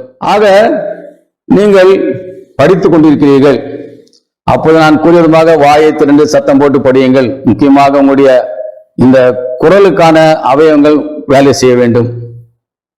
எழுதுகிறீர்கள், உங்கள் கை, உங்கள் மனம், உங்கள் கண் வேலை செய்கிறது. உங்களுக்கு நேரம் இருக்கிறது. ஒரு வார்த்தை தெரியவில்லை என்றால் நீங்கள் யோசித்து எழுதலாம். ஆனால் பேசும்பொழுது அது கிடையாது. நீங்கள் கேட்க வேண்டும், நீங்கள் பார்க்க வேண்டும், உங்கள் மனதிலே புரிந்து கொள்ள வேண்டும். அதற்கான விடையை நீங்கள் ஆயத்தம் செய்து கொள்ள வேண்டும். அதை உடனடியாக உங்களுடைய குரல் அவயவங்களின் மூலமாக நீங்கள் அவளை வெளிப்படுத்த வேண்டும். உங்களுக்கு அங்கே நேரம் கிடையாது. எழுதும் போது நீங்கள் போய் ஒரு அகராதியை நீங்கள் பார்த்து என்ன வார்த்தை என்று தெரிந்து கொள்ளலாம், யாரிடமாவது கேட்டு தெரிந்து கொள்ளலாம். ஆனால் பேசும்பொழுது ஒரு கேள்வி கேட்கிறார் என்றால் உடனடியாக பதில் சொல்ல வேண்டும். அப்ப அதற்கான பதிலுக்கான வார்த்தை எங்கே இருக்க வேண்டும்? நம்முடைய சிந்தையிலே இருக்க வேண்டும். அதனால தான் பேசுவது என்பது அத்தனை சுலபமானதில்லை. எவ்வளவுக்கு அதிகமான வார்த்தைகளை உங்களுடைய சிந்தையிலே, உங்களுடைய ஞாபக சக்தியிலே, உங்களுடைய மூளையிலே நீங்கள் ஏற்றுக்கொள்கிறீர்களோ அவ்வளவுக்கு அதிகமாக வேகமாக பேசலாம், வேகமாக எழுதலாம், வேகமாக படிக்கலாம், வேகமாக கேட்பதை புரிந்து கொள்ளலாம். ஆகினாலே இத்தனை வகுப்புகளிலும் நாம் தெரிந்து கொண்டது என்ன என்று கேட்டால், வார்த்தைகள் மிக முக்கியமானது. அந்த வார்த்தைகளை எவ்விதமாக ஆயிரக்கணக்கான லட்சக்கணக்கான வார்த்தைகளை கற்றுக்கொள்வது என்பதை நாம் இப்போது பார்த்திருக்கிறோம். நீங்கள் கிரமமாக 1, 2, 3 மாதங்கள் நீங்கள் பயிற்சி செய்கின்றால் நிச்சயமாகவே உங்கள் சிந்தை முழுவதும் ஆங்கில வார்த்தைகளால் நிரம்பிவிடும். ஆங்கில வார்த்தைகள் எவ்விதமாக வடிவமைப்பது என்பதை நீங்கள் இந்த புத்தகத்தின் மூலமாக கற்றுக்கொள்ளலாம். நீங்களே கற்றுக்கொள்ளலாம். அகராதியை தினந்தோறும் பயன்படுத்துங்கள். வெகு சுலபத்தில் அடுத்த வகுப்பில் நாம் எவ்விதமாக வாக்கியங்களை அமைப்பது என்பதை பார்க்க போகிறோம். நன்றி, வணக்கம். இத்தனை வகுப்புகளிலும் நாம் தெரிந்து கொண்டது என்னவென்று கேட்டால், வார்த்தைகள் மிக முக்கியமானது. அந்த வார்த்தைகளை எவ்விதமாக ஆயிரக்கணக்கான லட்சக்கணக்கான வார்த்தைகளை கற்றுக்கொள்வது என்பதை நாம் இப்போது பார்த்திருக்கிறோம். நீங்கள் கிரமமாக 1, 2, 3 மாதங்கள் நீங்கள் பயிற்சி செய்வீர்கள் நிச்சயமாகவே உங்கள் சிந்தை முழுவதும் ஆங்கில வார்த்தைகளால் நிரம்பிவிடும். ஆங்கில வார்த்தைகள் எவ்விதமாக வடிவமைப்பது என்பதை நீங்கள் இந்த புத்தகத்தின் மூலமாக கற்றுக்கொள்ளலாம். நீங்களே கற்றுக்கொள்ளலாம். அகராதியை தினந்தோறும் பயன்படுத்துங்கள். வெகு சுலபத்தில் அடுத்த வகுப்பில் நாம் எவ்விதமாக வாக்கியங்களை அமைப்பது என்பதை பார்க்க போகிறோம். நன்றி, வணக்கம். வணக்கம். கடந்த சில வகுப்புகளில் நாம் ஆங்கிலத்தின் அடிப்படைகளை கற்றுக்கொண்டோம். ஒரு மொழி எவைகளை கொண்டுள்ளது? எழுத்துக்கள், வார்த்தைகள், வாக்கியங்கள். எழுத்துக்கள் ஆங்கிலத்திலே 26 எழுத்துக்கள், 5 உயிரெழுத்துக்கள், 21 மெய்யெழுத்துக்கள், vowels and consonants. இவைகளை அல்லாமல் Y என்ற எழுத்து உயிரெழுத்தாக பயன்படுகிறது என்று நாம் பார்த்து எழுத்துக்களை குறித்து நாம் பூரணமாக அறிந்து கொண்டோம். வார்த்தைகள், லட்சக்கணக்கான வார்த்தைகளை எவ்விதமாக சுலபமாக கற்றுக்கொள்வது, அவைகளுக்கு இடையே உள்ள உறவு என்ன, அவைகளின் அத்தியாவசியம் பயன்பாடு என்ன என்பதை நாம் கற்றுக்கொண்டோம். என்னதான் நீங்கள் இலக்கணம் படித்தாலும் கிராமர் படித்தாலும் உங்களுக்கு வார்த்தைகள் தெரியவில்லை என்றால் உங்களால் வாக்கியங்களை அமைக்கவே முடியாது. தேடிக்கொண்டுதான் இருக்க வேண்டும். ஒரு வார்த்தையிலே 4 அம்சங்கள் இருக்கின்றன. அந்த வார்த்தையிலே ஸ்பெல்லிங், எழுத்துக்கள் சரியாக இருக்க வேண்டும். அந்த வார்த்தையின் உச்சரிப்பு, புரொனன்சியேஷன், அது எவ்விதமாக உச்சரிப்பது என்பது தெரிந்திருக்க வேண்டும். தவறாக உச்சரிக்க கூடாது. 3வதாக அந்த வார்த்தையின் அர்த்தம் என்ன என்பது தெரிந்திருக்க வேண்டும். பல்வேறு அர்த்தங்களை கொண்டதாக வார்த்தைகள் இருக்கிறது. 4வதாக அவைகளின் பயன்பாடு, எங்கே நாம் அவைகளை பயன்படுத்த வேண்டும் என்று தெரிந்து கொள்ள வேண்டும். அதனால வார்த்தை என்றாலும் அது ஒரு பெரிய உலகம். நீங்க எங்கேயாவது போய் ஸ்பெல்லிங் தப்பா எழுதுனீங்கன்னா அந்த வார்த்தையுடைய அர்த்தமே மாறிடும். அதனுடைய அர்த்தம் புரியவில்லை என்றால் அதை நீங்க பயன்படுத்த முடியாது. அது உச்சரிப்பு சரியில்லை என்றால் எதிராளி உங்களை கண்டுபிடித்து விடுவார். ஆகினாலே இவளெல்லாம் அதிகரித்துக் கொள்வதற்கு அதிகமாக படியுங்கள். வாயை திறந்து, வாயை விரிவாய் திறந்து சத்தம் போட்டு படியுங்கள். ஒரு மொழியின் பயன்பாடு 4: கேட்பது, படிப்பது, எழுதுவது, பேசுவது. முதல் 3லும் தினந்தோறும் பயிற்சி எடுங்கள். இவ்விதமாக நீங்கள் பயிற்சி எடுத்தால் ஒரு 3 மாதத்துக்குள்ளதாக உங்களுக்குள்ளதாகவே ஒரு புது பொலிவு, ஒரு புது தைரியத்தை உங்களால் காண முடியும். அதிகமாக உங்கள் சிந்தையிலே வார்த்தைகளை நிரப்புங்கள். அவைகளின் அர்த்தங்களை புரிந்து கொள்ளுங்கள். அவருடைய ஸ்பெல்லிங், எழுத்து கூட்டுதலை நீங்கள் புரிந்து கொள்ளுங்கள். அவைகளை பயன்பாட்டை நீங்கள் காலப்போக்கிலே நீங்கள் கற்றுக்கொள்ளலாம். ஆக இந்த துவக்கத்தோடு கூட நாம் வாக்கியங்களுக்கு வந்திருக்கிறோம். வாக்கியங்களிலே ஆங்கிலத்திலே செயற்சொல் இல்லை என்றால் அது வாக்கியமே அல்ல என்று நாம் பார்த்தோம். ஆக இந்த செயற்சொல் என்று வந்துவிட்டாலே அங்கே கூடவே காலம் வந்துவிடும். சாதாரணமாக எத்தனை காலங்கள் இருக்கிறது? Present tense, past tense, future tense. Present tense, past tense, future tense. நிகழ்காலம், கடந்த காலம், வரும் காலம். இவைகளை சொல்லும் போது கூட நீங்கள் பாசிட்டிவ் திங்கிங் இருக்க வேண்டும். நேர்மறையான திங்கிங் இருக்க வேண்டும். எதிர்மறையான சிந்தனை இருக்கக்கூடாது. நிகழ்காலம் சரி. பாஸ்ட் டென்ஸ் அநேகர் என்ன என்று சொல்வார்கள் தெரியுமா? இறந்த காலம் என்று சொல்வார்கள். ஏன் இறந்த என்ற வார்த்தை? எது இறந்து போகிறது? நான் 5வது வகுப்பிலே பார்த்தது இன்னமும் இருக்கிறது. எதுவும் இறந்து விடவில்லை. ஆகினால நீங்கள் சொல்லும் போது இதை கடந்த காலம் என்று தான் சொல்ல வேண்டும். அதே விதமாக ஃபியூச்சர் என்றால் வரும் காலம் என்று சொல்லுங்கள். பலர் என்ன என்று சொல்கிறார்கள் என்றால் எதிர்காலம். ஏன் ஒன்றோடு போய் நாம் எதிர்க்க வேண்டும்? ஏன் நாம் முட்ட வேண்டும்? அது வருகின்றது ஆவலோடு கூட எதிர்பாருங்கள். ஆகினால 3 காலங்களோடு இருந்திருக்கும் என்றால் வாக்கிய அமைப்புகள் மிகவும் எளிதாக இருந்திருக்கும். ஆனால் அப்படி அல்ல. அதற்கு உட்கூறுகள் 4 இருக்கிறது. Simple, continuous, perfect, perfect continuous. இவைகளின் பயன்பாடுகள் என்ன என்பதை நாம் இப்போது பார்ப்பதற்கு முன்பதாக இந்த செயற்சொல்லின் வடிவங்களை நாம் பார்த்து விடலாம். இவைகளை பார்த்து தான் அநேகமாக எல்லோரும் பயப்படுகிறார்கள். I do, I did, I will do. Do என்ற வார்த்தை உங்களுக்கு தெரியும். அதனுடைய 4 வடிவங்கள் என்ன? Do, did, done, does. அவைகளை குறித்து நாம் பார்க்கலாம். I do, I did, I will do. Continuous, தொடர்ச்சியில் என்ன இருக்கு? I am doing, I was doing, I will be doing.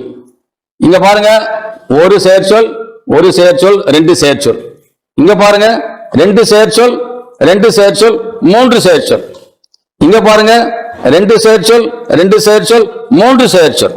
இங்க என்ன? 3 செயற்சொல், 3 செயற்சொல், 4 செயற்சொல். எல்லாமே செயற்சொற்கள் தான். இவைகளை பார்த்து நீங்கள் பயப்பட வேண்டிய தேவையில்லை. ஆக I do, I did, I will do, I am doing, I was doing, I will be doing. Am உடைய பாஸ்ட் டென்ஸ் என்ன? வாஸ். எல்லாவற்றுக்கும் வருங்காலம் என்ன? வில். வில் என்று போட வேண்டும். ஹாவ் உடைய 3 வடிவம் என்ன? Have, had, has. இங்க இது ஃபர்ஸ்ட் பர்சனாக இருக்கிறதுனால நம்ம எல்லாத்திலும் ஹாவ் என்று போடுகிறோம். தேர்ட் பர்சன் சிங்குலர் வரும்போது நம்ம ஹாஸ் பயன்படுத்துவோம். I have done, I had done, I will have done. Perfect continuous. I have been doing, I had been doing, I will have been doing. புரியுதுங்களா? மிக சுலபம். எல்லாமே செயற் சொற்கள் தான். அதை பார்த்து நம்ம பயப்பட தேவையில்லை. சில பேர் நினைக்கிறாங்க 6 வடிவங்கள் இருந்தால் போதும் அல்லது 9 வடிவங்கள் இருந்தால் போதும் என்று நினைக்கிறார்கள். ஆனால் ஆங்கிலத்தின் அழகே இந்த மொத்தம் 12 வடிவங்களும் தான் ஆங்கில வாக்கியங்களுக்கு அழகு சேர்க்கிறது. நீங்கள் சொல்ல வந்ததை மிக தெளிவாக உங்களால் சொல்ல முடியும். இதை கற்றுக்கொண்டால் வாக்கியங்களை அமைப்பது மிகவும் லகுவாக இருக்கும். இந்த சிம்பிள், இது சாதாரண என்று சொல்லலாம். இதுல நாம் என்ன சொல்கிறோம்? நாம் கிரமமாக செய்கிற ஒரு செயலை நாம் சொல்லலாம். நாம் கிரமமாக செய்கிற ஒரு செயலை நாம் சொல்லலாம். இவைகளை குறித்து நாம் தெளிவாக அடுத்த வகுப்பிலே பார்க்கலாம். சில பேர் நினைக்கிறாங்க 6 வடிவங்கள் இருந்தால் போதும் அல்லது 9 வடிவங்கள் இருந்தால் போதும் என்று நினைக்கிறார்கள். ஆனால் ஆங்கிலத்தின் அழகே இந்த மொத்தம் 12 வடிவங்களும் தான் ஆங்கில வாக்கியங்களுக்கு அழகு சேர்க்கிறது. நீங்கள் சொல்ல வந்ததை மிக தெளிவாக உங்களால் சொல்ல முடியும். இதை கற்றுக்கொண்டால் வாக்கியங்களை அமைப்பது மிகவும் லகுவாக இருக்கும். இந்த சிம்பிள், இது சாதாரண என்று சொல்லலாம். இதுல நாம் என்ன சொல்கிறோம்? நாம் கிரமமாக செய்கிற ஒரு செயலை நாம் சொல்லலாம். நாம் கிரமமாக செய்கிற ஒரு செயலை நாம் சொல்லலாம். இவைகளை குறித்து நாம் தெளிவாக அடுத்த வகுப்பிலே பார்க்கலாம். வணக்கம். நேற்றைய வகுப்பிலே நாம் 3 காலங்களை பார்த்தோம். அந்த 3 காலங்களில் இருக்கிற உட்கூறுகள் சிம்பிள், எளிமையான, தொடர்ச்சியான கண்டினியூஸ், பெர்ஃபெக்ட் முழுமையான தொடர்ச்சி எளிய. ஐ டூ இட், நான் அதை செய்கிறேன். ஐ டிட் இட், நான் அதை செய்தேன். ஐ வில் டூ இட், நான் அதை செய்வேன். ஒரு சாதாரண ஒரு statement. I do exercise, I do a lot of walking, I did my work. இவைகள் எல்லாமே ஒரு ஸ்டேட்மெண்டாக, ஒரு அறிக்கைகளாக இருக்கின்றது என்பது. அதற்கு காலம் எதுவும் கிடையாது. I will do it tomorrow, நான் அதை நாளைக்கு செய்வேன். இது சிம்பிள், எளிய. கண்டினியூஸ் என்பது என்ன? ஏறக்குறைய அந்த நேரத்திலே நாம் செய்திருக்க வேண்டும் அல்லது மிக நிச்சயமான வருங்காலத்திலே அதை செய்ய வேண்டும். கண்டினியூஸ். I am doing, நான் doing செய்து கொண்டு am இருக்கிறேன். ஆம் என்றால் என்ன அர்த்தம் என்று சொன்னோம், நேற்று பார்த்தோம். am இருக்கிறேன். I am a man, ஆங்கிலத்தில் I am a man என்று சொல்லக்கூடாது. I am a man, நான் ஒரு மனிதனாக இருக்கின்றேன். அந்த am இல்லாமல் அது வாக்கியமாக கருதக்கூடாது. I am doing my work, நான் என் வேலையை செய்து கொண்டிருக்கிறேன். I am driving my car, I am eating my food. அந்த நேரத்திலே செய்து கொண்டிருப்பவர்கள் அல்லது மிக சமீபத்திலே நிச்சயமாக செய்யக்கூடிய ஒரு காரியத்தை கொடுத்து நான் சொல்லலாம். I will be writing my exams tomorrow சொல்லலாம். I was doing, நான் செய்து கொண்டு இருந்தேன். I will be doing, நான் செய்து கொண்டு இருப்பேன். I will be doing my homework at 8 PM. என்னுடைய வீட்டு பணிகளை நான் இரவு 8 மணிக்கு செய்து கொண்டு இருப்பேன். I was doing my work at 4 in the morning. அதிகாலை 4 மணிக்கு நான் என் பணிகளை செய்து கொண்டிருந்தேன். இது தொடர்ச்சியாக அந்த நேரத்திலே நாம் செய்யக்கூடிய ஒரு செயலை குறித்து கொடுப்பதற்காக நாம் இந்த கண்டினியூஸை பயன்படுத்துகிறோம். நிச்சயமாக புரிந்து கொள்ளுங்கள். முதலிலே ஒரு செயற்சொல், ஒரு செயற்சொல், 2 செயற்சொல், 2 செயற்சொல், 2 செயற்சொல், 3 செயற்சொல், 2 செயற்சொல், 2 செயற்சொல், 3 செயற்சொல். கீழே என்ன? 3 செயற்சொல், 3 செயற்சொல், 4 செயற்சொல். இதை பார்த்து நீங்கள் பயப்பட வேண்டாம். இப்ப பெர்ஃபெக்ட் என்றால் என்ன? இந்த டூ என்பது, ஹேவ் என்பது நாம் பார்த்தோம் ஆக்சிலரி வெர்ப்ஸ் என்று பார்த்தோம். ஹேவ் என்பது ஆக்சிலரி வெர்ப். ஆனால் டூ என்பது பிரதான செயற்சொல்லாகவும் பயன்படுகிறது. சில இடங்களிலே ஆக்சிலரியாக பயன்படும். அதே விதமாகத்தான் ஆக்சிலரி வெர்பும் கூட சில இடங்களில் ஆக்சிலரியாக பயன்படும், சில இடங்களிலே பிரதான செயற்சொல்லாக பயன்படும். அதெல்லாம் நீங்கள் போக போக நீங்கள் இதில் கற்றுக்கொள்ளலாம். I have done my work for nearly 5 hours. I do my work, என் வேலை செய்கிறேன். நேரத்தை குறிப்பிடவில்லை, ஆனால் இதுதான் முழுமை. எவ்வளவு நேரம்? I have done my work in 8 hours. என் வேலையை நான் ஒரு நேரத்தை குறிக்கும் பொழுது அதை நாம் பெர்ஃபெக்டிலே நாம் பயன்படுத்த வேண்டும். I have done my work in 8 hours. அதற்காக பயன்படுத்தலாம். அல்லது அதற்கு கண்டினியூஸ் போகும்போது அடுத்த தினம் பார்க்கலாம். I had done it before my master game. அங்க ரெண்டு பாஸ்ட் டென்ஸ் இருக்குது. பாஸ்ட் டென்ஸ்ல ரெண்டு பாஸ்ட் டென்ஸ் இருக்குது. ஃபியூச்சர்ல ரெண்டு ஃபியூச்சர் இருக்குது. இதை கொஞ்சம் நீங்க நன்றாக புரிந்து கொள்ள வேண்டும். ஆக இந்த பெர்ஃபெக்ட் டென்ஸ் எதற்காக? ஒன்று காலத்தை கணக்கிட, அல்லது இரண்டாவது பாஸ்ட் டென்ஸ் அல்லது இரண்டாவது ஃபியூச்சர் டென்ஸை நாம் சொல்லுவோம். எப்படி ரெண்டு பாஸ்ட் டென்ஸ் வரும்? ஒருவேளை இப்போது நேரம் 10 மணி என்று வைத்துக் கொள்ளுங்கள். 10 மணிக்கு 8 மணி என்ன? Past tense. 8 மணிக்கு 6 மணி என்ன? பாஸ்ட் டென்ஸ் உடைய பாஸ்ட் டென்ஸ். புரியுதுங்களா உங்களுக்கு? 10 மணி இப்போ 10க்கு பாஸ்ட் டென்ஸ் கடந்த காலம் எது? 8 மணி. 8 மணி கடந்த காலம் எது? 6 மணி. உதாரணமாக நீங்கள் ஒரு ரயில் நிலையத்துக்கு போகிறீர்கள். ஒரு தொடர் வண்டி நீங்கள் பிடிக்க வேண்டும். 8 மணிக்கு தொடர் வண்டி. நீங்க என்ன பண்றீங்க? 8:30க்கு போகிறீர்கள். தொடர் வண்டி நீங்கள் என்ன பண்றீங்க? நீங்க மிஸ் பண்ணிட்டீங்க. தொடர் வண்டி எத்தனை மணிக்கு போயிடுச்சு? 8 மணிக்கு போயாச்சு. நீங்க எத்தனை மணிக்கு போறீங்க? 8:30 மணிக்கு போறீங்க. திரும்ப வீட்டுக்கு 9 மணிக்கு வரீங்க. வீட்டுல கேக்குறாங்க, ஏன்பா ஏன் தொடர் வண்டி நிலையத்துக்கு போனீங்க, என்னாச்சு? இல்லம்மா, நான் போறதுக்கு முன்னாடியே தொடர் வண்டி போய்விட்டது. அப்போ பாஸ்ட் டென்ஸ்க்கு ஒரு பாஸ்ட் டென்ஸ். அதை நீங்கள் எதுல சொல்லணும்? பெர்ஃபெக்ட் டென்ஸ் தான் சொல்லணும். The train had left before I reached the station. அங்க போய் நீங்க the train left before I reached the station சொல்லக்கூடாது. அங்க என்ன சொல்லணும்? The train had left before I reached the station. இதே தான் வந்துட்டு ஃபியூச்சர்லயும் வருங்காலத்திலும் அதே விதமாக தான். ஆக இந்த பெர்ஃபெக்ட் டென்ஸ் என்பது ரெண்டு காரணங்களுக்காக பயன்படுத்தப்படுகிறது. ஒன்று, ஒரு காலங்களை குறிப்பதற்காக. ஒருவேளை நீங்கள் பாம்பேல, நீங்கள் தமிழ்நாட்டுக்காரர், பாம்பேல வசிக்கிறீர்கள். எத்தனை வருடமாக வசித்தீர்கள்? 30 ஆண்டுகள் வசித்தீர்கள். திரும்பவும் நீங்கள் தமிழ்நாட்டுக்கு வந்து விட்டீர்கள். பேசிக்கொண்டு இருக்கும்போது நான் 30 ஆண்டு காலமாக நான் பாம்பேல வசித்தேன் என்றால் அங்க என்னன்னு சொல்லக்கூடாது? I lived in Bombay for 30 years சொல்லக்கூடாது. அங்க காலம் வருவதனால நீங்க என்ன சொல்லணும்? I had lived in Bombay for 30 years. காலத்திற்காக. அதே விதமாக இன்னொன்று, நீங்கள் பாம்பேல இருந்தீங்க, அதுக்கு முன்பதாக வந்துட்டீங்க டெல்லியில இருந்தீங்க. அங்க என்ன சொல்லக்கூடாது? I lived in Delhi before I lived in பாம்பேன்னு சொல்லக்கூடாது. I had lived in Delhi before I came to Bombay. ஆகையினால இரண்டாவது கடந்த காலமோ இரண்டாவது நிகழ்காலமோ சொல்ல வேண்டும் என்றால் நாம் அதற்கு பெர்ஃபெக்ட் டென்ஸ் பயன்படுத்த வேண்டும்.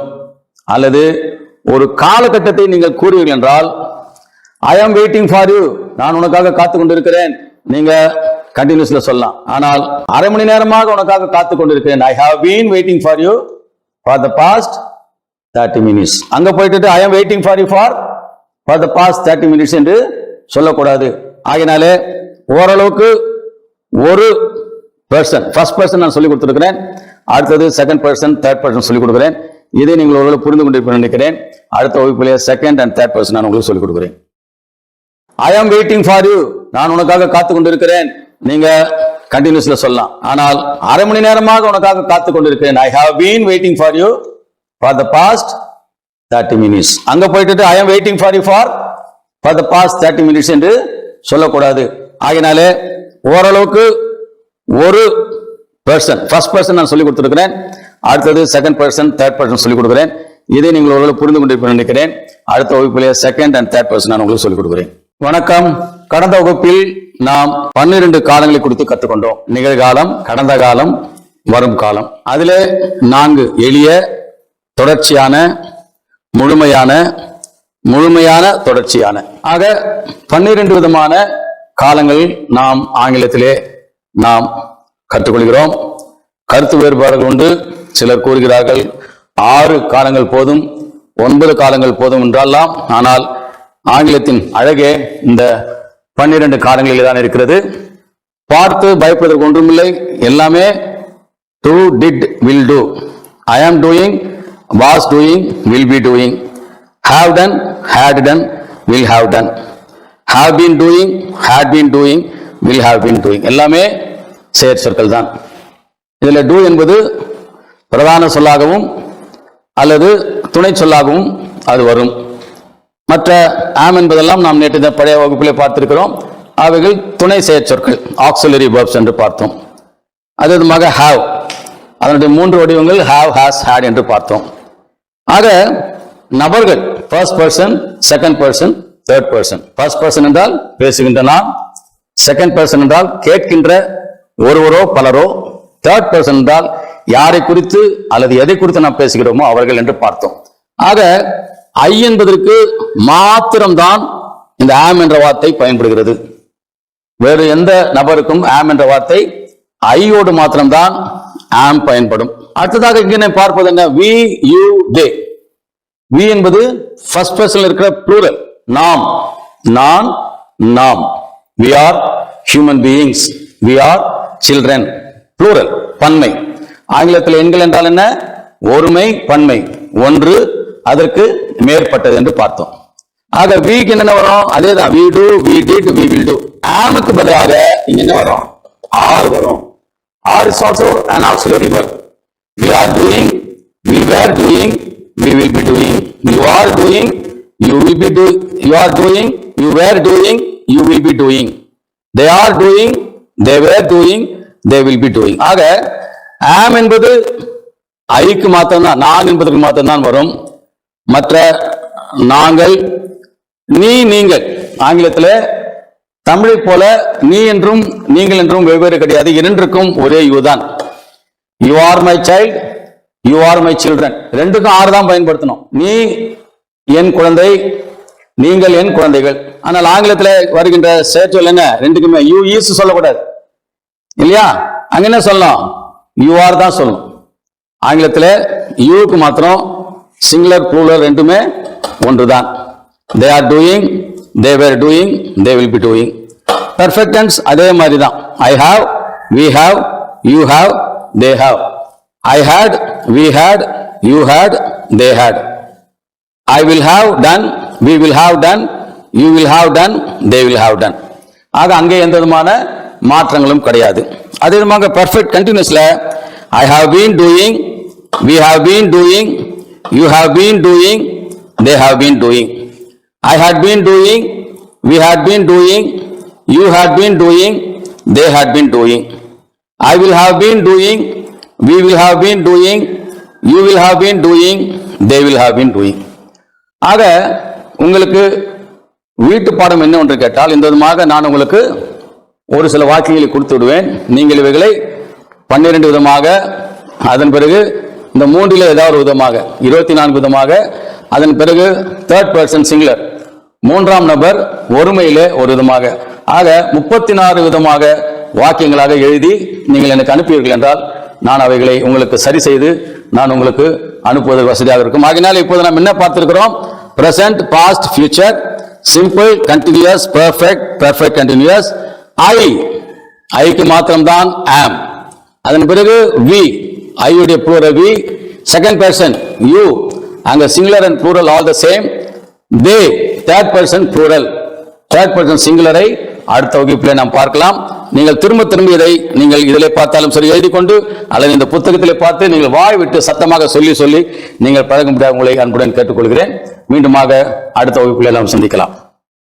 ஆகினால் இப்போது நாம் என்ன பார்த்திருக்கிறோம்? Present, past, future, simple, continuous, perfect, perfect continuous. ஐக்கு மாத்திரம்தான் ஆம். அதன் பிறகு வி, ஐயுடைய plural we. Second person you, அங்க singular and plural all the same. They, third person plural, third person சிங்குலரை அடுத்த வகுப்பிலே நாம் பார்க்கலாம். நீங்கள் திரும்ப திரும்ப இதை நீங்கள் இதிலே பார்த்தாலும் சரி எழுதி கொண்டு அல்லது இந்த புத்தகத்திலே பார்த்து நீங்கள் வாய் விட்டு சத்தமாக சொல்லி சொல்லி நீங்கள் பழக முடியாது. உங்களை அன்புடன் கேட்டுக்கொள்கிறேன். மீண்டுமாக அடுத்த வகுப்பிலே நாம் சந்திக்கலாம். வணக்கம் நண்பர்களே. கடந்த வாரம் சற்று கடினமான பாடத்தை நாம் பார்த்தோம். ஐ, வி, யூ, தே ஆகிய 4 நபர்கள், first person, second person plural, third person plural ஆகவே நாம் பார்த்தோம். ஆம் என்பது ஐக்கு மாத்திரம்தான், ஐ ஆம் என்று நாம் பார்த்தோம். ஏறக்குறைய அவைகள் எல்லாம் ஒரே மாதிரியானவைகள். உங்களுக்கு வீட்டு பாடம் கொடுக்கும்பொழுது இந்த நாளிலே நீங்கள் அவைகளை 36 விதமான வாக்கியங்களை நீங்கள் எழுதி என்னோடு பகிர்ந்து கொண்டால் நான் அவைகளை உங்களுக்கு சரிபார்த்து மீண்டுமாக உங்களோடு தொடர்பு கொள்வேன். இப்போது நாம் he, she, it. I first person singular, we first person plural, you second person singular, you second person plural. Second பர்சன்ல இரண்டாவது நபரிலே ஒருமையும் பன்மையும் ஒன்றுதான். Singular, plural, both are same. You are my child, you are my children. ரெண்டுக்குமே are தான் வரணும், is வரக்கூடாது. அதன் பிறகு they, third person plural, they பார்த்தோம். அப்ப தேர்ட் பர்சன் சிங்கிள் என்ன? He, she, it. அவன், அவள், அது. இதிலே மாத்திரம் நாம் மிகவும் கவனமாக இருக்க வேண்டும். ஏன் இதிலே மாத்திரம் இத்தனை மாற்றங்கள்? ஒரு மொழி என்றால் எழுத்துக்களே இல்லாமல் வெறும் பேச்சு வழக்கிலே இருக்கிற மொழிகள் இருக்கின்றன, பேச்சு வழக்கிலே இருக்கின்ற மொழிகள் இருக்கின்றன, சாதாரணமான மொழிகள். ஆனால் செம்மொழிகள் என்றால் அல்லது கிளாசிக்கல் லாங்குவேஜஸ் என்றால் அவைகளிலே அதிகமான விதிமுறைகள் இருக்க வேண்டும், இருக்கும். நான் உதாரணமாக ஒரு நிகழ்ச்சிக்கு எங்கோ சொல்கிறோம், அல்லது தெருக்களிலே நீங்கள் பார்க்கலாம், வாலிப பிள்ளைகள் நடனம் ஆடுவார்கள். அதற்கெல்லாம் விதிமுறைகள் கிடையாது, எவ்விதமாக வேண்டுமானாலும் நீங்கள் ஆடலாம். ஆனால் நீங்கள் பரதநாட்டியம் போன்ற செம்மொழிகள், நாட்டியங்களை நீங்கள் கலை நுணுக்கங்களை கொண்ட நாட்டியங்களை ஆட வேண்டுமானால் அதற்கு விதிமுறைகள் இருக்கு. தாளத்தோடு ஒப்பிட வேண்டும், அந்த நகர்வுகள் சரியாக இருக்க வேண்டும், அசைவுகள் சரியாக இருக்க வேண்டும், பாவம் இருக்க வேண்டும். அதுதான் கிளாசிக்கல் மியூசிக். சாதாரண பாடல் பாடுவது என்பது வேறு, இது விதமாக இசைஞானத்தோடு கூடிய பாடல்கள் பாடுவது என்பது வேறு. அதே விதமாக இந்த மொழியிலே அங்கங்கே சில அதிகமான வழிமுறைகள் விதிமுறைகள் இருக்கும் என்றால் அவைகளை கிளாசிக்கல் லாங்குவேஜ் என்று சொல்வார்கள். அதனால் இங்கே ஆங்கிலத்தில் பாருங்க, ஒரு வாக்கியத்தை தொடங்கும் போது கேபிட்டல் லெட்டர்ல எழுதணும். தமிழ்ல பாருங்க, ஒரு செயற்சொல் இல்லாமே நீங்க தமிழ் எழுதலாம், ஆங்கிலத்தில் அப்படி முடியாது. அதே மாதிரி இங்க இந்த he she third person singular மாத்திரம் ஒரு formula, 3S formula. Third person singular என்னென்ன? he she it. First person என்ன? Singular I, plural we. Second person singular என்ன? you, ப்ளூரல் என்ன? you. தேர்ட் பர்சன் சிங்குலர் என்ன? he she it, they. நம்ம நேற்று பார்த்துட்டோம். இந்த he she க்கு மாத்திரம் 3S ஃபார்முலா வந்து தேவை. என்ன? முதலாவது என்ன? கொடுக்கப்படுகிற செயற்சொல்லோடு கூட ஒரு எஸ் சேர்க்க வேண்டும். நீங்க கேட்கலாம், ஏன் நீ டூக்கு போய் இஎஸ் சேர்த்திருக்கிற? அது ஒரு விதி. நீங்க மேங்கோ என்றால் மேங்கோடைய ப்ளூரல் என்ன? மேங்கோஸ், இஎஸ் சேர்க்கணும். கோ, ஜிஓ கோ. ஆனா ஹி கோஸ், ஓ இருக்கிறதுல என்ன சேர்க்கணும்? இஎஸ் சேர்க்கணும். ஒய் வந்தா என்ன சேர்க்கணும்? ஐஇஎஸ் சேர்க்கணும். Fly, flies, F L I E S flies. இது பொதுவான விதிகள் இவைகள் எல்லாம். ஆக இங்கே he sing, I sing, you sing, they sing, he sings. வெறும் எஸ் போட்டா போதும், ஜி பக்கத்துல எஸ் போட்டா போதும், அங்க வந்து இஎஸ் போட தேவையில்லை. ஆனால் இங்கே ஓ இருப்பதனால he does, he did, he will do. மற்றதெல்லாம் சேம். கண்டினியூஸ்ல என்ன? he is doing. நேற்றைய பாடத்துல நாம் என்ன பார்த்தோம்? am is only for I. ஐக்கு மாத்திரம் தான். I am a girl, I am a boy. am என்பது ஐக்கு மாத்திரம் தான்.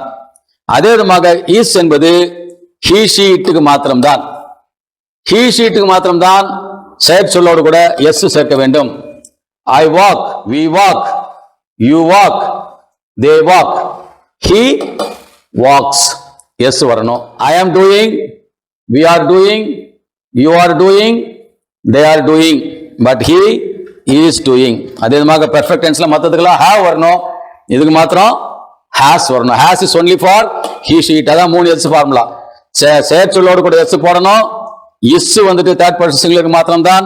ஹாஸ் என்பது தேர்ட் பர்சன் சிங்குலருக்கு மாத்திரம் தான். This is known as the 3S formula. இதை தவிர மற்றவர்கள் எல்லாருமே சரியாகத்தான் நேற்று படித்த மாதிரி தான் இருக்கணும். நான் படிக்கிறேன் கேளுங்க. he does, he did, he will do. he is doing, he was doing, he will be doing. he has done it, he had done it, he will have done it. he has been doing it, he had been doing it, he will have been doing it. பாருங்க, இங்க ஒரு 3, இங்க ஒரு 3, இங்க 4, இங்க 3, இங்க 3, இங்க 4. ஆக இதெல்லாம் பார்த்து நாம் பயந்து விடக்கூடாது. இவைகள் யாவுமே தேர்ட் பர்சன் சிங்குலர்ல நாம் இவ்விதமாக கற்றுக்கொள்ளலாம். ஆகினால ஆக மொத்தம் இங்கு இப்போது வந்து நம்முடைய வாக்கிய வடிவமைப்புகள் செயற்சொல்லின் அடிப்படையில் 12 இருந்தாலும் நபர்களின் அடிப்படையில் நாம் 36 விதமாக எழுத வேண்டியதாக இருக்கிறது. நான் உங்களுக்கு சொல்லுகிறேன், நீங்கள் அதை எழுதிக் கொள்ளுங்கள். அந்த 3 வாக்கியங்களை நீங்கள் எழுதிக் கொள்ளுங்கள்.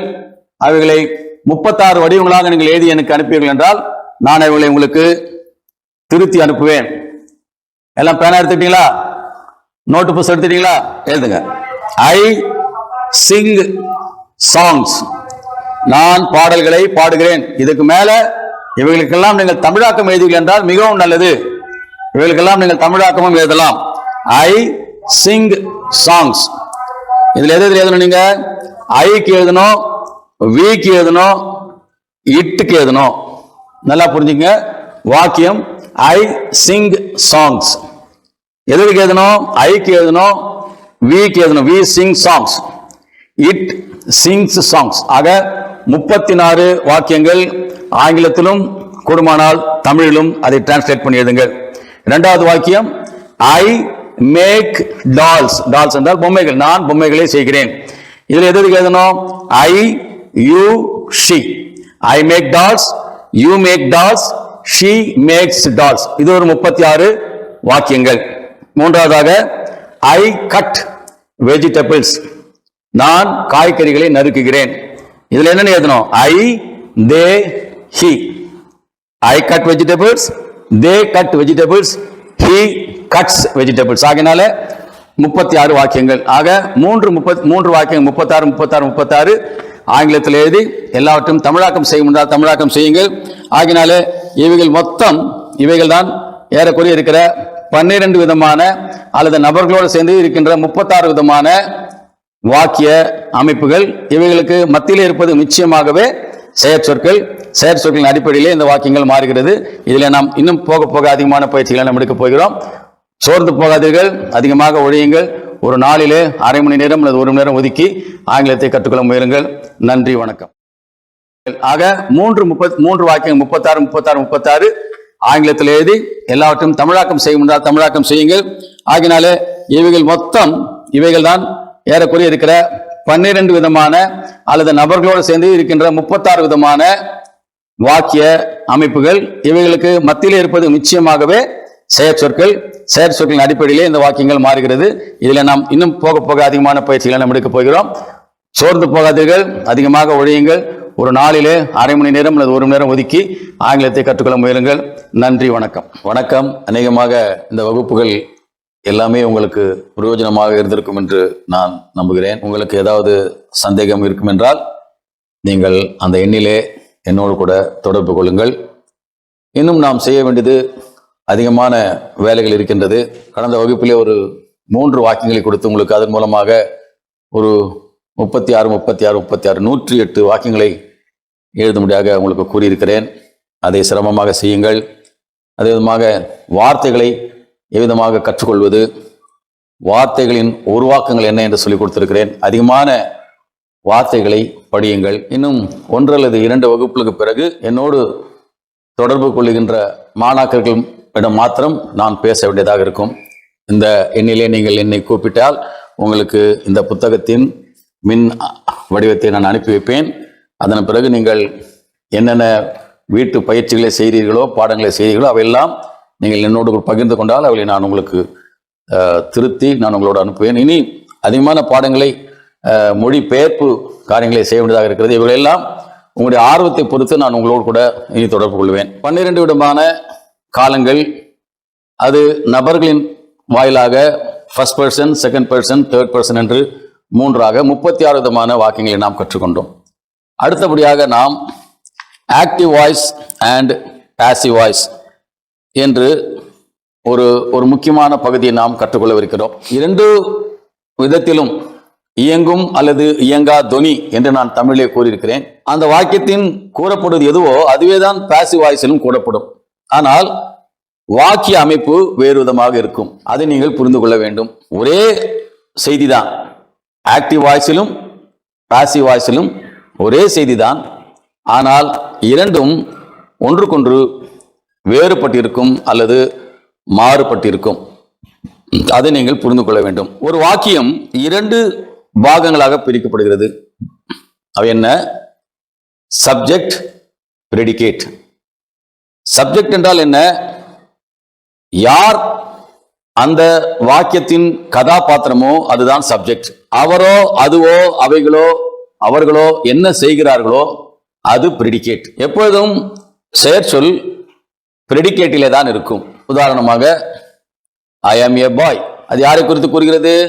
என்னை குறித்து கூறுகிறது. ஐ சப்ஜெக்ட், ஆம் ஏ பாய் பிரெடிகேட். ஆம் என்பது செயற்சொல். வி ஆர் பிளேயிங், வி என்பது சப்ஜெக்ட், ஆர் பிளேயிங் என்பது பிரெடிகேட்.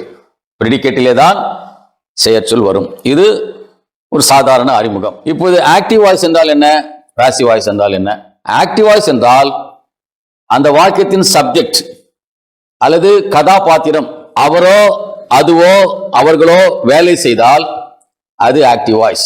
அவர்கள் வேலை செய்யவில்லை என்றால் அது பாசிவ் வாய்ஸ். இரண்டுமே ஒரே செய்தி தான் சொல்லும். ஆனால் வாக்கியத்தின் அமைப்பு தான் மாறும். சில இடங்களிலே அவ்விதமாக எழுத வேண்டியது அவசியமாக இருக்கிறது. உதாரணத்துக்கு சொல்கிறேன். he wrote a letter. அவன் ஒரு கடிதத்தை எழுதினான். இந்த வாக்கியத்தின் சப்ஜெக்ட் யாரு? கதாபாத்திரம் யாரு? அவன். அவன் என்ன செய்கிறான்? he wrote a letter. ஒரு கடிதத்தை எழுதினான். இதுல செயற்சொல் என்ன? he wrote. அதே அர்த்தம் தான். அவன் ஒரு கடிதத்தை எழுதினான். அதை நாம் எவ்விதமாக சொல்லலாம் என்றால், a letter was written by him. the he என்பது himமாக மாறி போகும். wrote என்பது was written. ஏன் was written? கடந்த காலம். he wrote என்பது கடந்த காலம். write, wrote, written. இது write என்ற செயற்சொல்லின் 3 வடிவங்கள். ஆக அந்த வாக்கியம் எதில் இருக்கிறது? அது கடந்த காலத்தில் இருக்கிறது. ஆகினாலே him, he wrote a letter. A letter was written by him. இந்த பாசிவ் வாய்ஸ்ல இன்னொரு முக்கியமான செய்தியை நாம் புரிந்து கொள்ள வேண்டும் என்றால், பாசிவ் வாய்ஸ் 8 வாக்கியங்கள் தான் உள்ளது. ஆக்டிவ் வாய்ஸ்ல 12 வாக்கியங்கள் உள்ளது. பாசிவ் வாய்ஸ்ல 8 வாக்கியங்கள் உள்ளது. எல்லாவற்றிலும் பார்ட்டிசிபிள் தான் பயன்படுத்தப்படும். பார்ட்டிசிபிள் என்றால் என்ன? 3வது வடிவம். Right, wrote, return. 8 வாக்கியங்களிலும் இந்த ரிட்டன் என்பதுதான் பயன்படுத்தப்படும். அதே விதமாக அந்த செயற்சொல்லுக்கான காலத்துக்கு ஏற்ற வார்த்தையும் அங்கே பயன்படுத்தப்படும். மறுபடியும் சொல்கிறேன். he wrote a letter. அதனுடைய பாசிவ் வாய்ஸ் என்ன? a letter was written by him. அவன் ஒரு கடிதத்தை எழுதினான். ஒரு கடிதம் அவனால் எழுதப்பட்டது. முதலிலே இருக்கிற வாக்கியத்திலே யார் செயல்படுவது? கதாபாத்திரம் செயல்படுகிறார். he wrote a letter. அவர் தான் கடிதத்தை எழுதுறார். ஆனால் 2வது வாக்கியத்திலே a letter was written by him. இந்த வாக்கியத்தின் கதாபாத்திரம் யாரு? கடிதமாக மாறி போகிறது. அதை செய்கிறவர் அங்கே பிரெடிகேட்ல போயிடுறார். அப்ப இந்த 2வது வாக்கியத்துல சப்ஜெக்ட் வேலை செய்யாததினாலே, கதாபாத்திரம் வேலை செய்யாததினாலே இந்த வாக்கியம் பாசிவ் வாய்ஸ் என்று கூறப்படுகிறது. அதுதான் மிக சுருக்கமான விளக்கம். ஆக்டிவ் வாய்ஸ், பாசிவ் வாய்ஸ் என்றால் சுருக்கமான விளக்கம் இதுதான். ஆக மொத்தம் முதலிலே ஒரு 12 விதமான வாக்கியங்கள், இது ஒரு 8. ஆக மொத்தம் 20 விதமான வாக்கியங்களிலே அவைகளை எழுதுவதற்கு நீங்கள் மீண்டும் மீண்டும் மீண்டுமாக பயிற்சி எடுத்து அதிலே நீங்கள் தேர்ச்சி பெறுவீர்கள் என்றால் உங்களுக்கு எந்த விதமான வாக்கியங்களை அமைப்பதற்கும் உங்களுக்கு எந்த விதமான கடினமும் இருக்காது. இது மாத்திரமல்ல, இன்னும் அநேக விதமான வாக்கியங்கள் இருக்கிறது. அவைகளை நாம் போக போக நாம் கற்றுக்கொள்ளலாம். இப்பொழுது நாம் ஆக்டிவ் வாய்ஸ், பாசிவ் வாய்ஸ் என்றால் சப்ஜெக்ட், பிரெடிகேட். சப்ஜெக்ட் கதாபாத்திரம் வேலை செய்தால் ஆக்டிவ் வாய்ஸ், கதாபாத்திரம் வேலை செய்யவில்லை என்றால் அது பாசிவ் வாய்ஸ். இப்போது நான் உங்களுக்கு அதில் ஒரு 8 விதமான வாக்கியங்களை நான் எழுதி காட்டுகிறேன். நீங்கள் அதை கற்றுக்கொள்ளுங்கள். நன்றி, வணக்கம். முதலிலே ஒரு 12 விதமான வாக்கியங்கள், இது ஒரு 8. ஆக மொத்தம் 20 விதமான வாக்கியங்களிலே அவைகளை எழுதுவதற்கு நீங்கள் மீண்டும் மீண்டும் மீண்டுமாக பயிற்சி எடுத்து அதிலே நீங்கள் தேர்ச்சி பெறுவீர்கள் என்றால் உங்களுக்கு எந்த விதமான வாக்கியங்களை அமைப்பதற்கும் உங்களுக்கு எந்த விதமான கடினமும் இருக்காது. இது மாத்திரமல்ல, இன்னும் அநேக விதமான வாக்கியங்கள் இருக்கிறது. அவைகளை நாம் போக போக நாம் கற்றுக்கொள்ளலாம். இப்பொழுது நாம் ஆக்டிவ் வாய்ஸ், பாசிவ் வாய்ஸ் என்றால் சப்ஜெக்ட், பிரெடிகேட். சப்ஜெக்ட் கதாபாத்திரம் வேலை செய்தால் ஆக்டிவ் வாய்ஸ், கதாபாத்திரம் வேலை செய்யவில்லை என்றால் அது பாசிவ் வாய்ஸ். இப்போது நான் உங்களுக்கு அதில் ஒரு 8 விதமான வாக்கியங்களை நான் எழுதி காட்டுகிறேன். நீங்கள் அதை கற்றுக்கொள்ளுங்கள். நன்றி, வணக்கம். வாருங்கள், கடினமான வகுப்பு.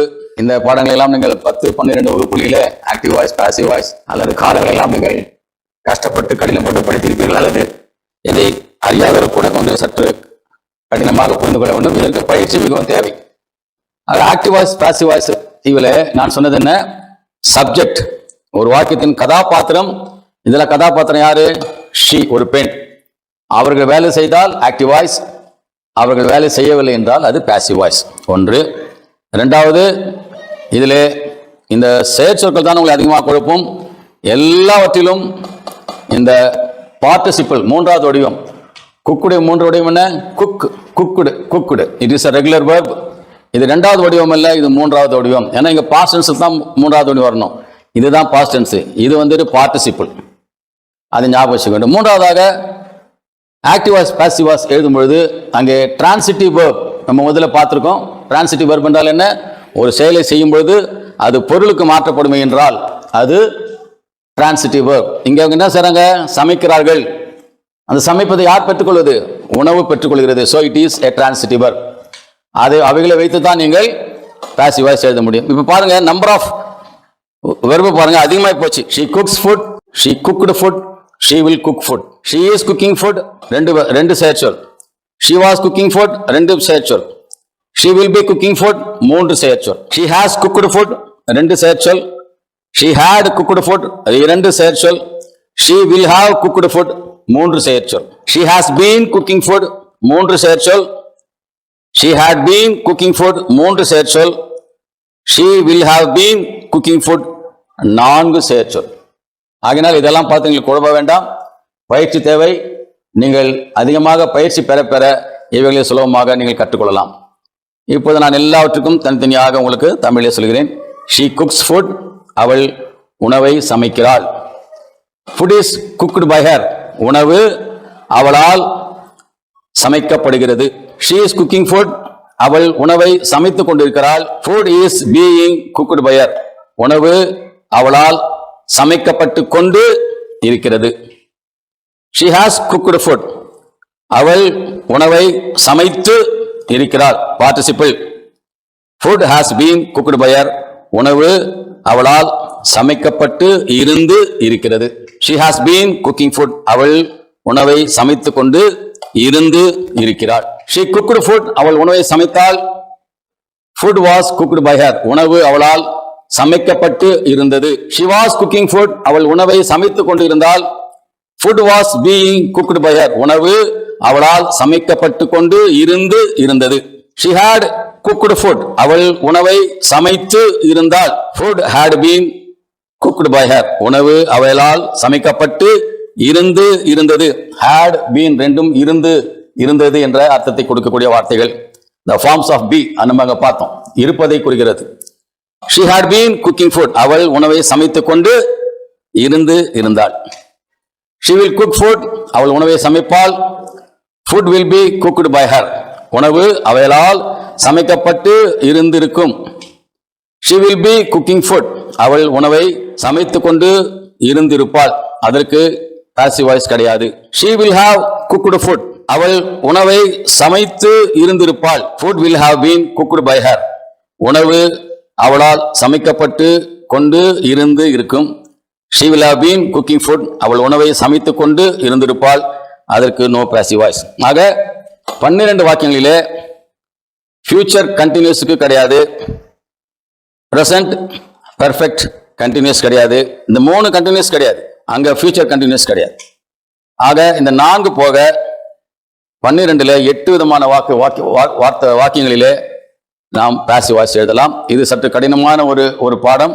இதை நீங்கள் தொடர்ந்து பயிற்சி எடுங்கள். இதற்கான பயிற்சிகளை நான் உங்களுக்கு என்னோடு கூட தொடர்பு கொள்வதற்கு மாத்திரம்தான் நான் கொடுப்பேன்.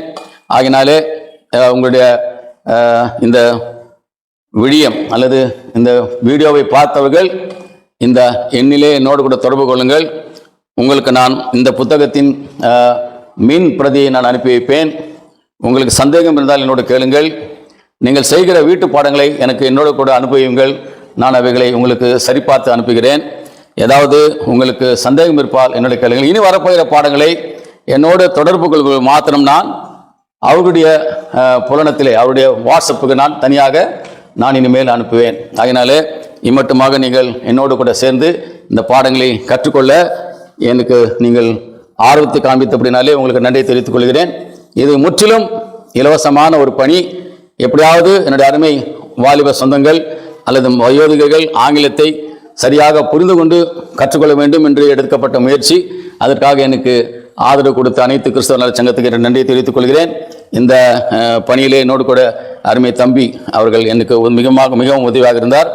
இன்னொருவர் இவைகளை சுருக்கி வேறு ஏதோ செய்து அவைகளை அந்த விழியத்தில் அனுப்புவார்கள். அனைவருக்கும் நன்றி சொல்லிக்கொண்டு நிச்சயமாக என்னோடு தொடர்பு கொள்பவர்களிடம் மாத்திரம்தான் நான் பேசுவேன், உங்களுக்கு பாடங்களை அனுப்புவேன். ஆகினாலே என்னை தொடர்பு கொள்ள நீங்கள் தயங்காதீர்கள். நன்றி, வணக்கம்.